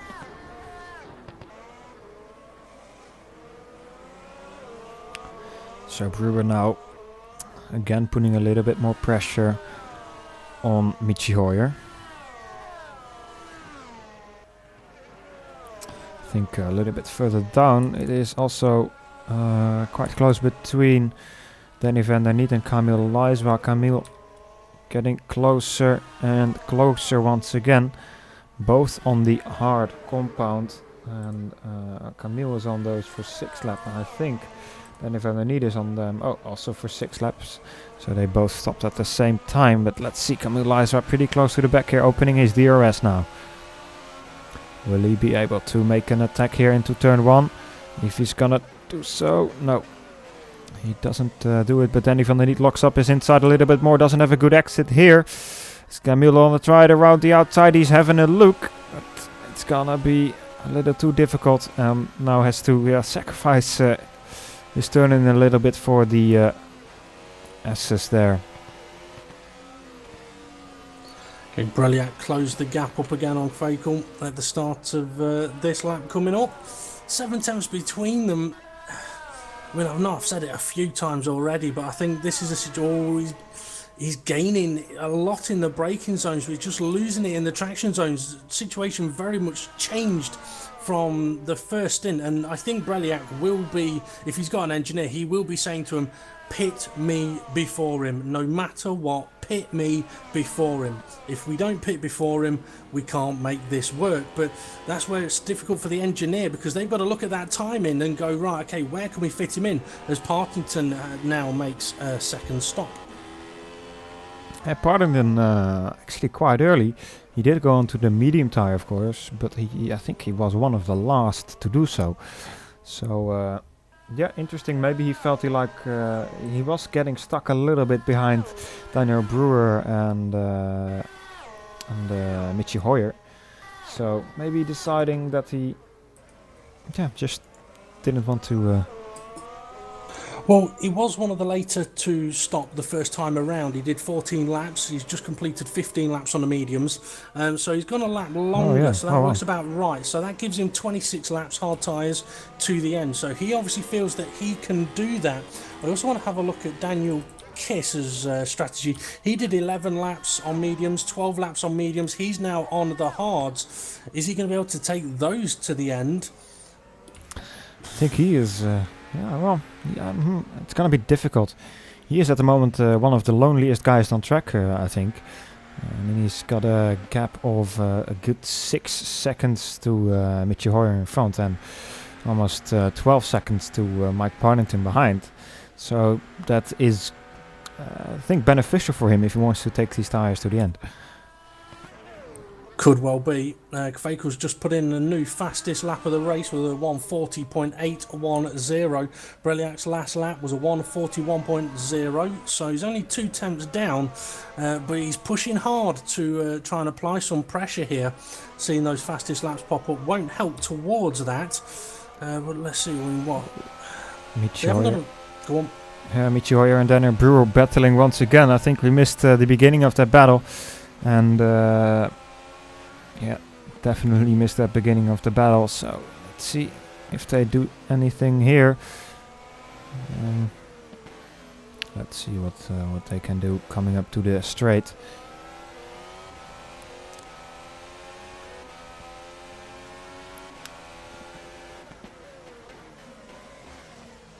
If you could just keep an eye on the battle in front. Don't you worry, I've got my eyes on that one. It's close, it's really close, but it's always been close. Although Breliak, well, he's closing up in braking zones, losing it in traction zones. It's a very difficult situation for him. I do think this will come down to pit stops. Okay. So Michi Hoyer, yeah, he's still putting pressure on Daniel Brewer. But Daniel, yeah, seems to be good now. Let's see if I can get a quick replay of that battle between the guys.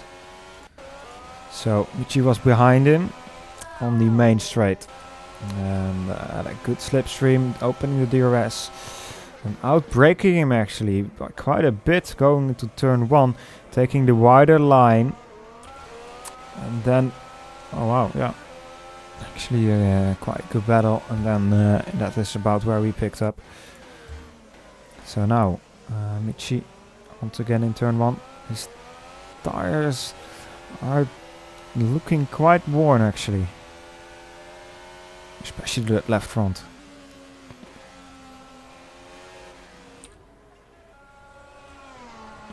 Now, I mentioned a while ago that Mohammed Patel was looking comfortable in 3rd place. I actually don't think he is anymore, because Yuri Simoncic is trying to apply some pressure and close in on him. The gap between Breliak and Kveiko is kind of holding, the same as it has been since that battle. I think maybe they're just prepping themselves for another one, but we're going to be in the pit stop window again within the next couple of laps. So this is where it's going to get interesting. It's where it's going to get feisty, but they're in a situation where if they pit now, they probably come out just behind Yuri Simoncic, and that's not where they want to come out.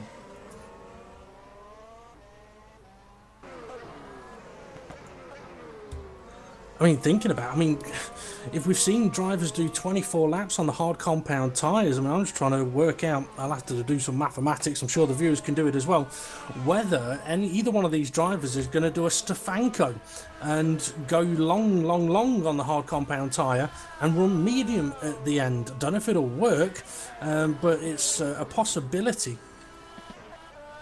Yeah, it definitely is a possibility. But I think it's going to be a difficult task to do so.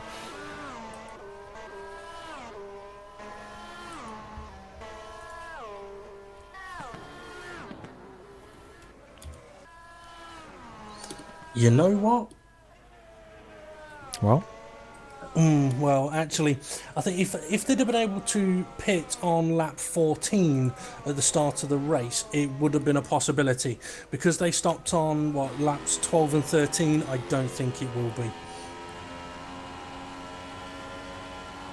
Yeah, I don't think so either.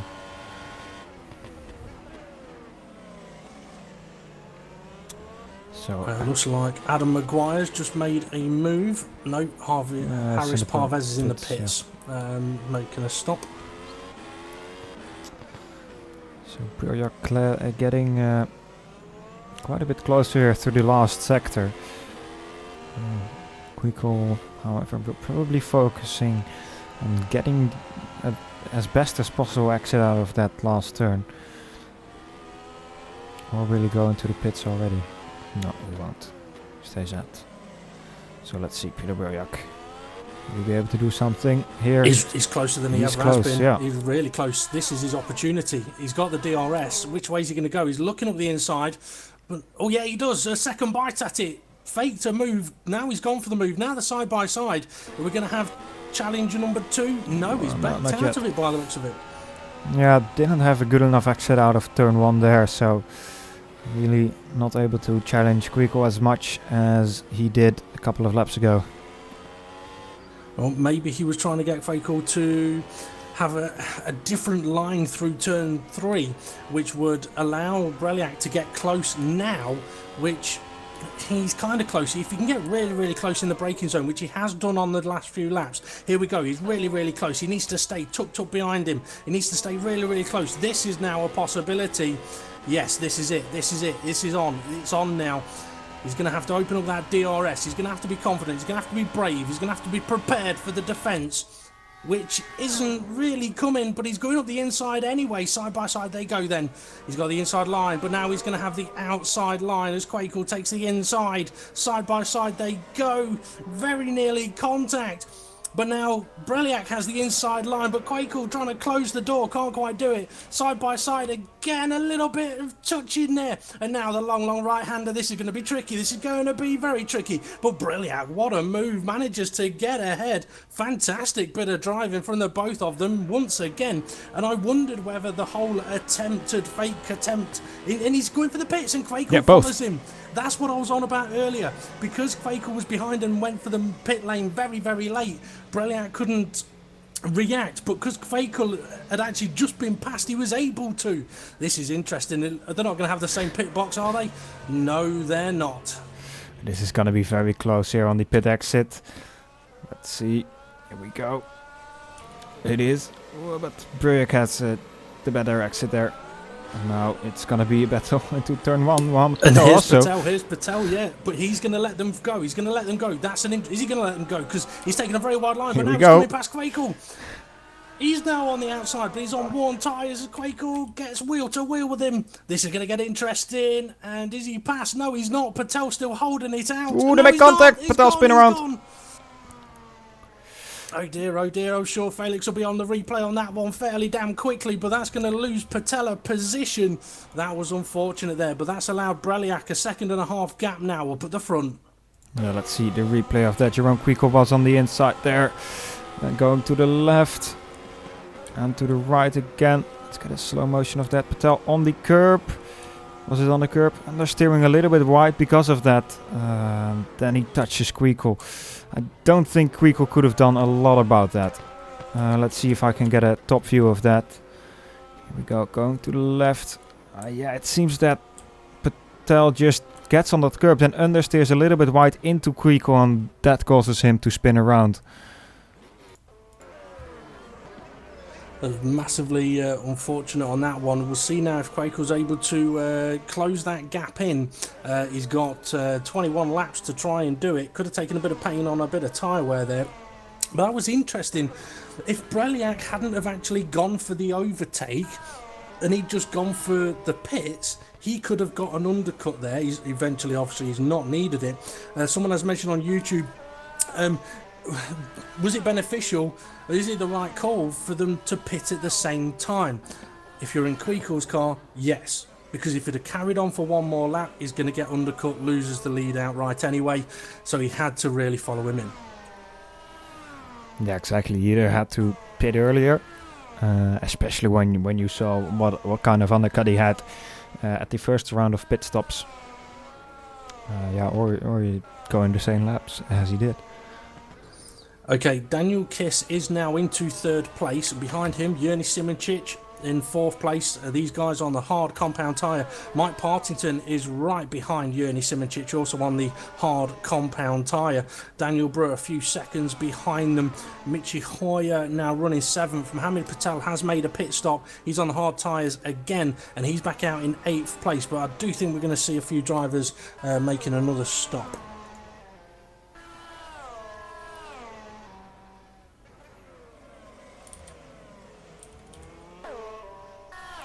So Harris, Parves and Danny van der Niet still going at it. Ooh, Danny van der Niet locking his inside wheels there, coming into turn 1.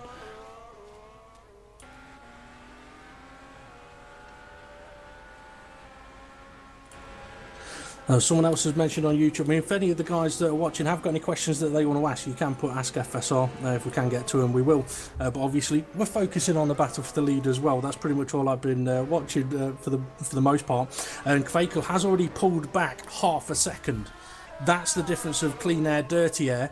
But also, what was I going to mention? Someone has said, why did Patel run wide? Well, 2 reasons. He's got cars coming out of the pits and he wants to make sure he doesn't get too involved in that. But by running wide, it did allow him to have a fantastic run down into turn 2. But, I mean, it could be said, did he have to get involved in that one? He may have been better to have stayed out of it, but at the same time, he's racing, he's driving. He wants to gain as many places as he can, but knowing he was pitting soon, probably would have been better off actually just letting those 2 guys go. He's not in that battle. He probably would have been much higher up the grid than he is now. Yeah, well, maybe also some old Twister favors coming in there. Well, I did wonder that, because I was thinking, I'm sure I'd seen Mohammed Patel... I thought I'd seen Mohammed Patel in a different car than what he's in at the moment. So, yeah, there could be some old ties there that came into effect. But Kvekel, he's managed to get the gap now down to half a second. Yeah, Kvekel has been pushing the last couple of laps. He just set a purple lap 1:39.9 and set a purple second sector as well again. So he definitely pushing those fresh new hard tires to try and make a move on Peter Briljak.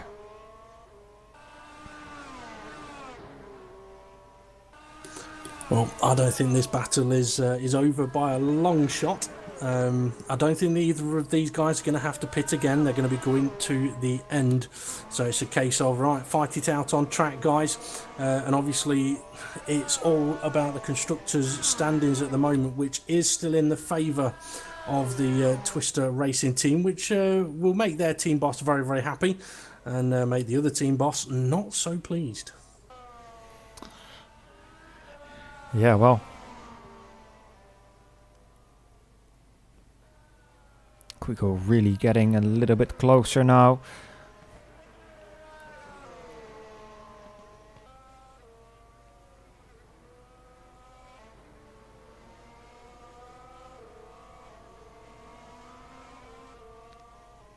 Coming to the DRS straight now. Locking his brakes there a little bit. No. He will be getting DRS here. Opening it up, getting closer, closer and closer. Will he try it into here? Will he? He's taking a look. He's still taking a look. And Mohammed leaves, Peter leaves him the room there. But is it enough? Kvekel again really close to the back there. Almost making contact. Now taking the wider line into here. Well, getting a little bit of oversteer on the exit. They both have actually. So that nulls out the effect there. But it seems that Kvekel still a lot on the curb there. That is definitely not helping him here on the run to the final corner. No, you're right, definitely not. And I was about to say, I'm fairly sure they'll be screaming at Ivanov to get out of the way, but he doesn't need telling. He's already out of the way. Gets well out of the way on that one. Good to see. You don't want blue flags getting involved in the battle for the lead at the moment. But on for another lap they go. And obviously signs are being sent that this is far from over. Yeah, definitely. So these guys probably will be going to the end on these tires. Did about 20, what is it, 23 or 22 on the last. Yep, well, Peter Bell said 23 laps, so obviously he's right on the ball with this one. Regarding the points as well, with the current situation with the championship standings, from my mathematics, which are pretty much always wrong, Twister Racing will gain on OFR by 14 points. And what was it, 29-point gap between them before the start of this race? I'll double check that and come back to you. Yeah, definitely Kvekel close again. Is he gonna try it this time? No, not yet. Patel, little bit of oversteer there. in the corner, and Quico once again very close here through this last sector. Okay, it was 20 points to the OFR. Oh, Quico's having a look up the inside. Oh, very close again. I think we're going to be saying very close a lot over the next few laps. But yeah, the gap was 20 points between OFR and Twister. If the points swing 14 points in the way of Twister, then it's going to be a 6-point gap between them. So yellow flag in the last sector. Let's see if I can see what that is about. Seems that Victor Ivanov was off track. Yeah, Ivanov had an off. Quico's close. He's close enough to attack. He's going to go for it, heading up to turn 1. Breliak kind of middle of the road. Quico looking at the inside. Breliak goes for the inside. He's gone deep though. Can they get side by side? No, not quite. Breliak manages to hold off and keep the lead for now. Could compromise him though towards the end of sector 1. I'm not sure if anyone will be screaming Verstappen rule, I don't know, they might do, but very aggressive and confident driving from the both of these guys. I just hope it doesn't end up in disaster. I mean, so far it's been absolutely fantastic racing. Ivanov unfortunately DNFing there. Let's see what actually happened there. Before you do, just hold off one moment, because I think Quico might be close enough if he's got the straight line speed to have a look. He's gaining, he's close enough. Is he going to go for the move? He's waiting for the defence, but it doesn't come. He has a look up the inside. Breliak gives him the room, a little touch of the tyres, and Breliak again with his better traction by the looks of things managed to stay ahead. Quico now forced to the outside. Can't quite get ahead. It could be frustrating for him, but this is all about trying to force the mistake, get the driver ahead, thinking, looking in his mirrors instead of where he is going. Yeah, great racing here. These guys are far from over it still, I think. I think they are gonna go until until they arrive at Brazil for next week, but let's see, here we go, the DRS opening for Jeroen's OFR car.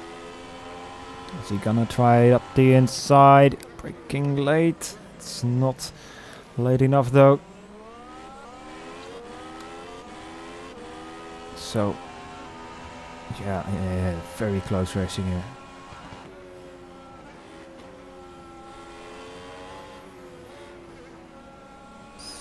Mike Partington still kind of stuck behind Yerny Simoncic at the moment, both on the same compounds of tyres. Daniel Brewer holding station behind them in 6th place at the moment. Mohamed Patel, I think he'll be frustrated being down in 7th place unless cars ahead of him are going to have to pit again. I'll have a quick look at that in a moment. He's also got Michi Hoyer right up his gearbox. Michi obviously trying to show that he's got more than enough to compete with and beat a lot of the WC drivers here. Quite a bit of a gap then down to 9th place, and gaps quite big all the way down the back where Van der Neet and Lies were still going at it. Yeah, a lot of battles still going on here on track as usual, actually, here in WC. Oh, there's fire! There's fire with the Van der Neet. What happened there? Whoa! Well, that escalated really quickly. Let's see what happened. Did he break his engine?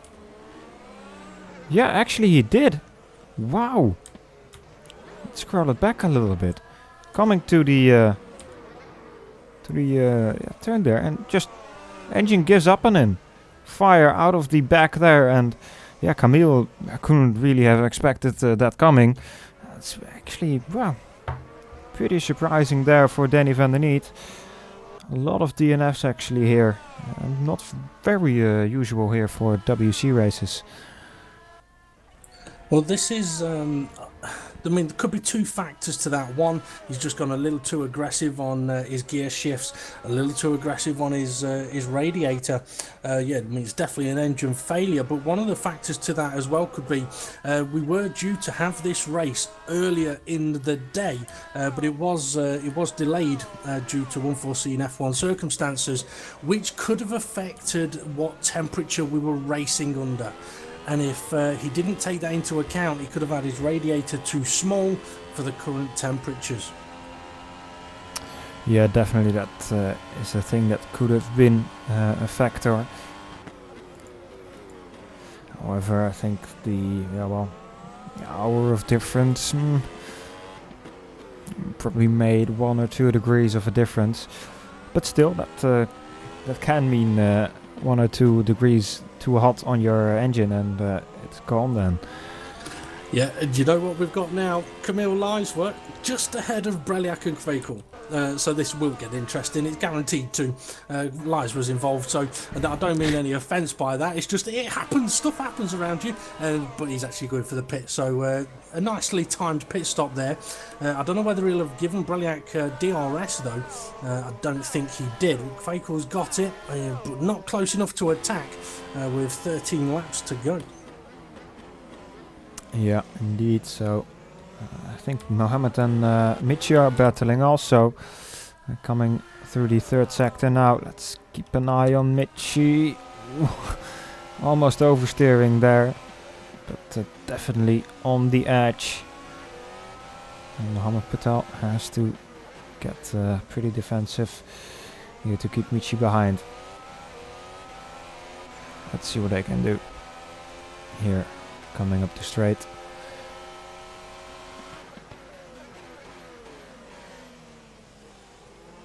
Well, I'm just having a look at tyre stints, but also still looking at the leading pair. They're still close. I don't think they're close enough for an attack in DRS. No, they're not. But Daniel Kiss, I think Daniel Kiss may have another pit stop to make, and if he makes it, it'll be for the medium compound tyres, and it'll be within the next lap or 2.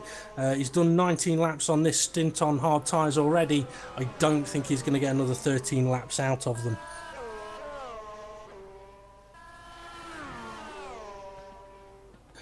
Yerny Simoncic in 4th place. I think he will be going to the end. He's only done 8 laps on this particular stint, so Simoncic will be going to the end, and I think Partington has recently got past him as well.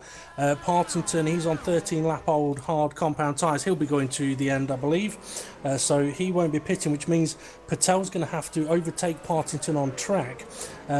Let's see, Daniel Brewer, he's only on 9 lap old primes, so he'll be going to the end. So Patel, he's got positions to try and make up, and if Kiss does have to pit, he could come out right in the middle of that battle. Yeah, Journey actually getting past Mike Barnington there. Apologies if I was waffling over that, but Daniel Kiss has now pitted. Let's see, is it going to be for a set of the medium tyres? Should be 12 laps. That's pretty easy, especially with the low fuel now. Yeah, it definitely is, and he is going to come out behind Partington and Brewer. Is he going to come out behind Patel? It's going to be close, is it? Yes, it is, because Patel and Michi Hoyer are there, but thankfully for Daniel Kiss, he's ahead of them on the medium tyre. He now needs to pull away, get those tyres working straight away, and open up that gap. Yeah, definitely looking here very good in favor of Daniel Kiss. And also the rest of the Twister guys, of course. He will have about a 7-second lead on Daniel Brewer at the moment. Daniel Brewer still needs to pit, does he? No, Brewer doesn't. No. Brewer's going to the end on hard compound tyres, so I'm going to have to do some more mathematics, or I could just wait for Peter Bell to do it, and and then he can tell us. But yeah, that does mix things up a little bit, but not by a lot. Definitely Michi Hoyer now pretty fast on the straight, but not enough to put it alongside Mohammed Patel just yet. Get ready to change camera to the lead. Is it going to happen into turn 1? He's having a little look but can't quite make it. It was very, very close on was Kvekel, and he's just done the fastest lap of the race with a 39.773. Someone mentioned a while ago that he could be killing his tyres. He might be. Could cost him later on, but at the moment it's keeping him close. He could do with getting ahead and pulling away, but with the pace that Breliak's got, it's not going to be easy to do. Breliak's been looking very, very confident and comfortable.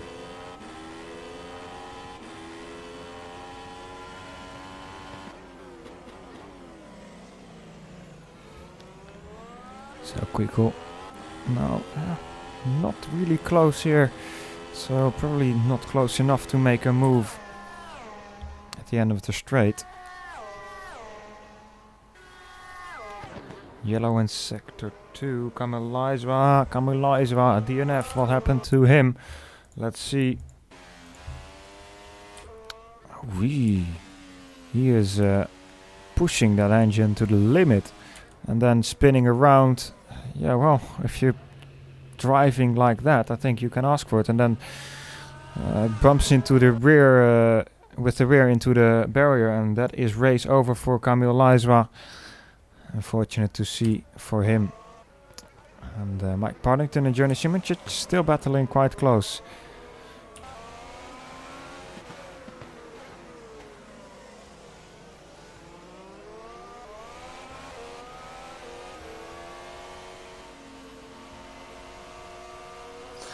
Okay, 10 laps to go. The fight is still on. I mean, it's phenomenal to think we're 46 laps into this race and there's only, what, 3-4 tenths between first and second place at the moment. And the gaps are not that big. I mean, to the rest of the field, it's quite big, but between the rest of the field, they're still quite close together. It's fantastic racing out here at the moment. Unfortunate about the amount of DNFs, but sometimes that's the way it is. And Circuit of the Americas, it is a tough old track, as we mentioned earlier on, as I think Daniel Kiss may have just done the fastest lap of the race. Yes, he did. 1:39.5.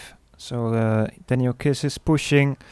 He wants to get that 5th position from Daniel Brewer and get as much points as possible to fight for the lead. Fight for the lead. Quakel going up the inside again at the end of the back straight.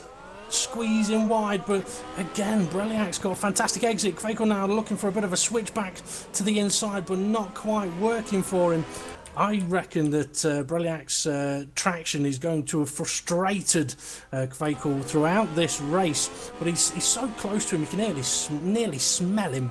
As long as he doesn't get too close and hit him, that's fine. But yeah, I mean, as a driver, Felix being this close to someone and not being able to get past, is it frustrating or is it enjoyable when you're sat in the cockpit? I tell you, if he has a good exit here, he could have a run into turn 1. He's closer than he's been for the last couple of laps, but there is a car ahead which could get a little bit trickily involved here. Quakel looking up the inside, he is really looking up the inside. Ooh, but no, there's contact between them. Are they both facing the wrong direction? Yes, they are. But Breliak manages to get going before Quakel. There's a big gap between them. Disaster in America. Yeah, wow. Let's see if I can get a quick replay of that. So, Quakel getting the slipstream, trying to go for the inside. Late move, very late on the brakes, and then makes contact with Peter Breliak. I think, yeah, really, Breliak couldn't have done a lot about that, and then Quakel getting stuck a little bit on the curb there. So, yeah, unfortunate for Quakel there to lose a couple of seconds now. Yep, it was 3.2 seconds behind. Can he close that gap up? Don't know, we'll find out. A gap that is closing up, though, is between Daniel Kiss and Daniel Brewer, or at least it was doing. It's 4 seconds-ish, just under. But Daniel Kiss's medium compound tyres are really helping him now, and as I say that, he nearly loses the car in the hairpin, but he can see the OFR car ahead. He can't smell him, but he will be close enough, I reckon, within the next 3 or 4 laps to start trying to attack. Yep. So now about 8 laps remaining in this race, or 9 laps. My apologies, another battle that is really festering quite nicely is Johnny Simoncic and Mike Partington. The gap between them has been similar for quite some time, but they are still fighting for that final podium position. And I tell you what, if Daniel Kiss can catch and pass Brewer quickly, there's half a chance, and it is only a small half, that he could catch to Partington as well.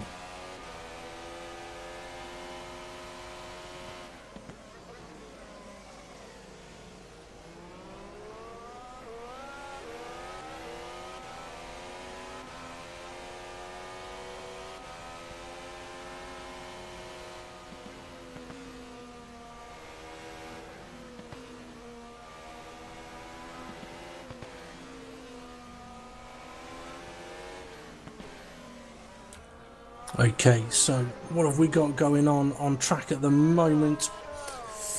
Plenty, not a lot of overtakes right now, but I think there's still going to be some action towards the end of this race.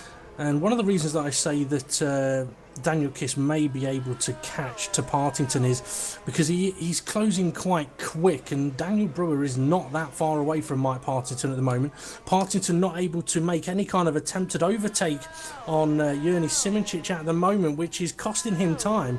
I think Brewer is actually catching them. I think perhaps he's realised he's going to have to pick up his pace to try and avoid attack from behind.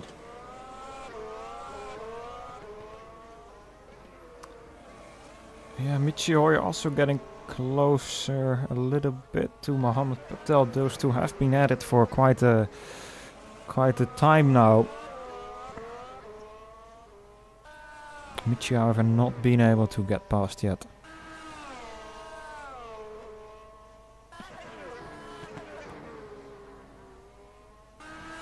So we're into a little bit of a lull in this race right now as we digest what happened up at the front of the race and we wait for battles to continue. But I mean, overall so far, Felix, I mean, how do you think this race has actually gone as a spectacle and gone from a driver's perspective? Yeah, I think it's been a very exciting race so far. Battle for the lead pretty much going on from lap 1. And if you ask Jerome, I think that's not over yet. He still has 7 laps to try and close that gap between him and Peter. I guess Peter, of course, thinks the opposite about that. But yeah, overall, it's been a pretty exciting race.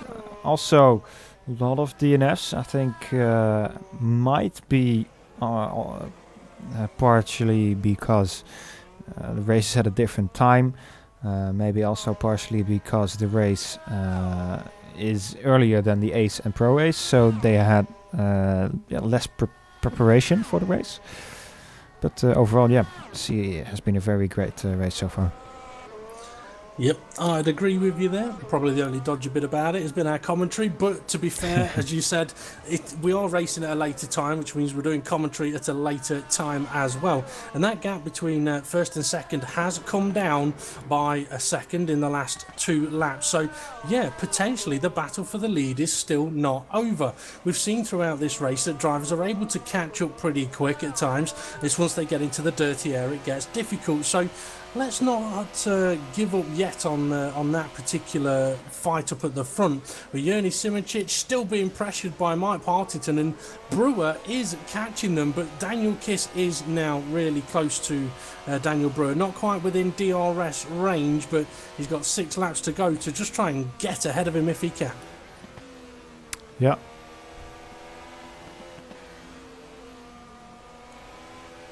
Oh, I must say as well, I mean, fair play to, I think, DeWald Nell and Cameron Roger. 50 laps into a 56-lap race, and at the moment they're both out of the points. That's what you call dedication, not giving up. You never know what can happen. And as I say that, Cameron Roger nearly loses control of his car. But yeah, I mean, it's a long old race here at the Circuit of the Americas. A tiring race for the drivers as well. Haris Parvez, a pro driver, doing well at the moment, currently in the points, just behind Adam Maguire, who's driving for Born to Win, and then Michi Hoyer. Didn't you say a while ago that Michi Hoyer wasn't that far away from Hamid Patel? Because that gap's got quite big now. So I don't know if anything happened for either one of those drivers. But yeah, Hoyer is now quite far back. I can't see anything on my event tab, so must have been a little mistake there from Michi Hoyer. What has noticed... what has caught my eye, by the way, Jerome Quico is about 5/10 a lap quicker than Peter at the moment. Yeah, he's definitely not given up on this yet, has he?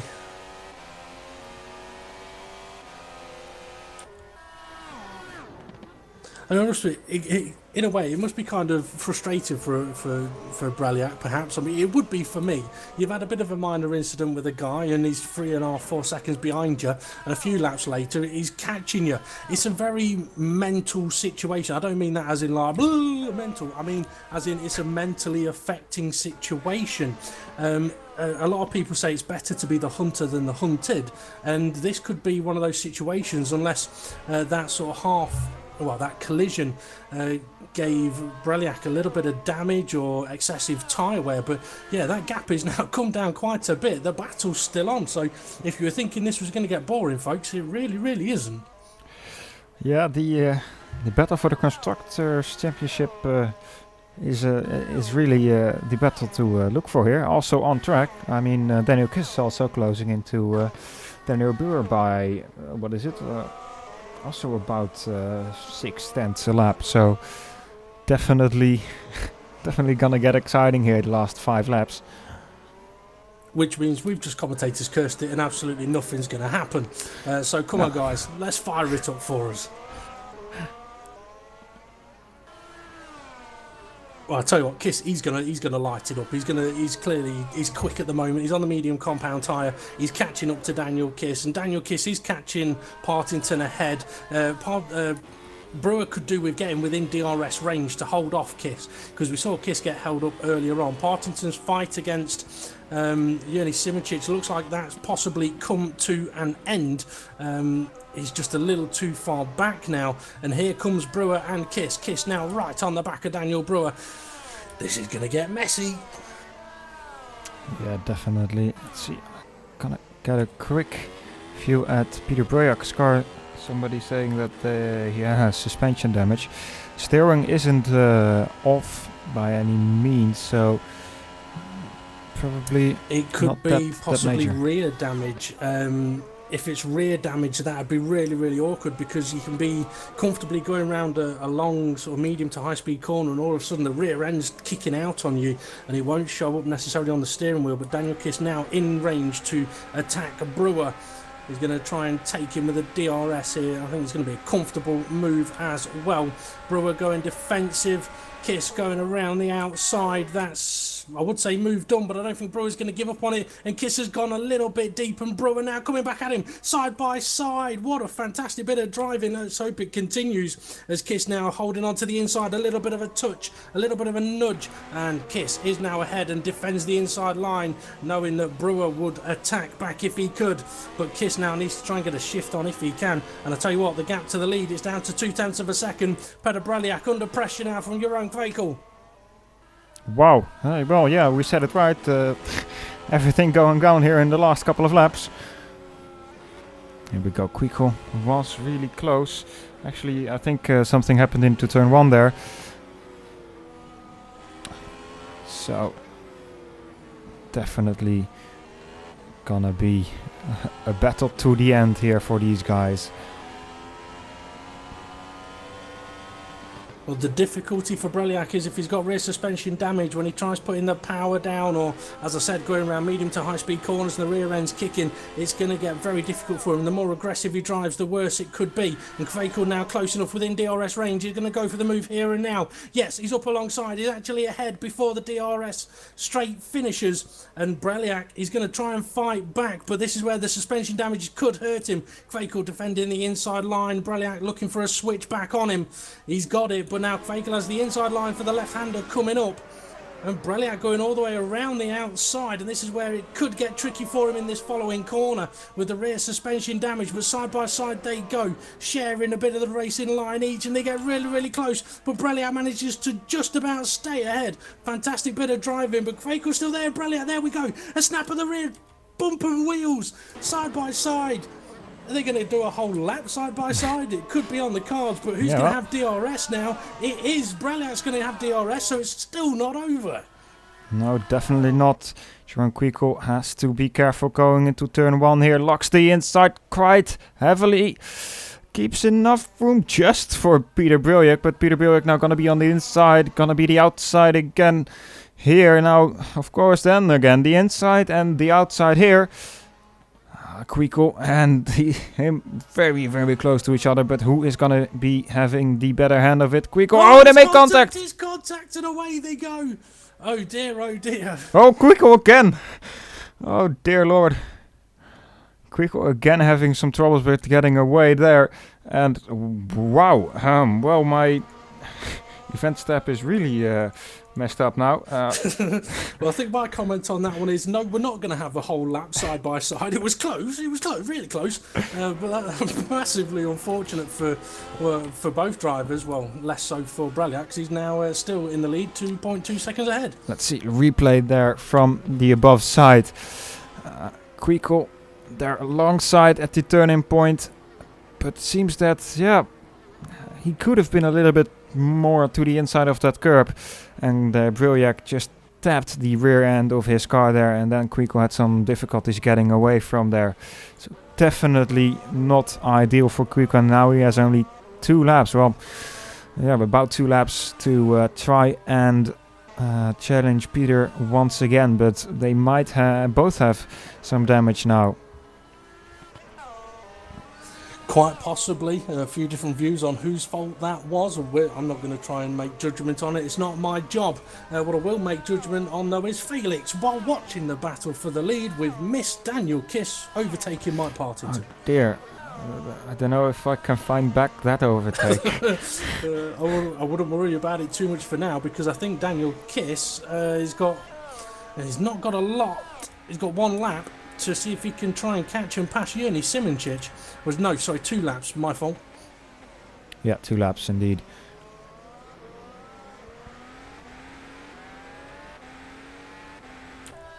Okay, 2 laps, or a lap and a half for the leaders, a second and a half between them. Is it over now? Is there more to come? I don't know if my heart can take it. I feel sorry for the team bosses and the race engineers, but this all makes for exciting racing.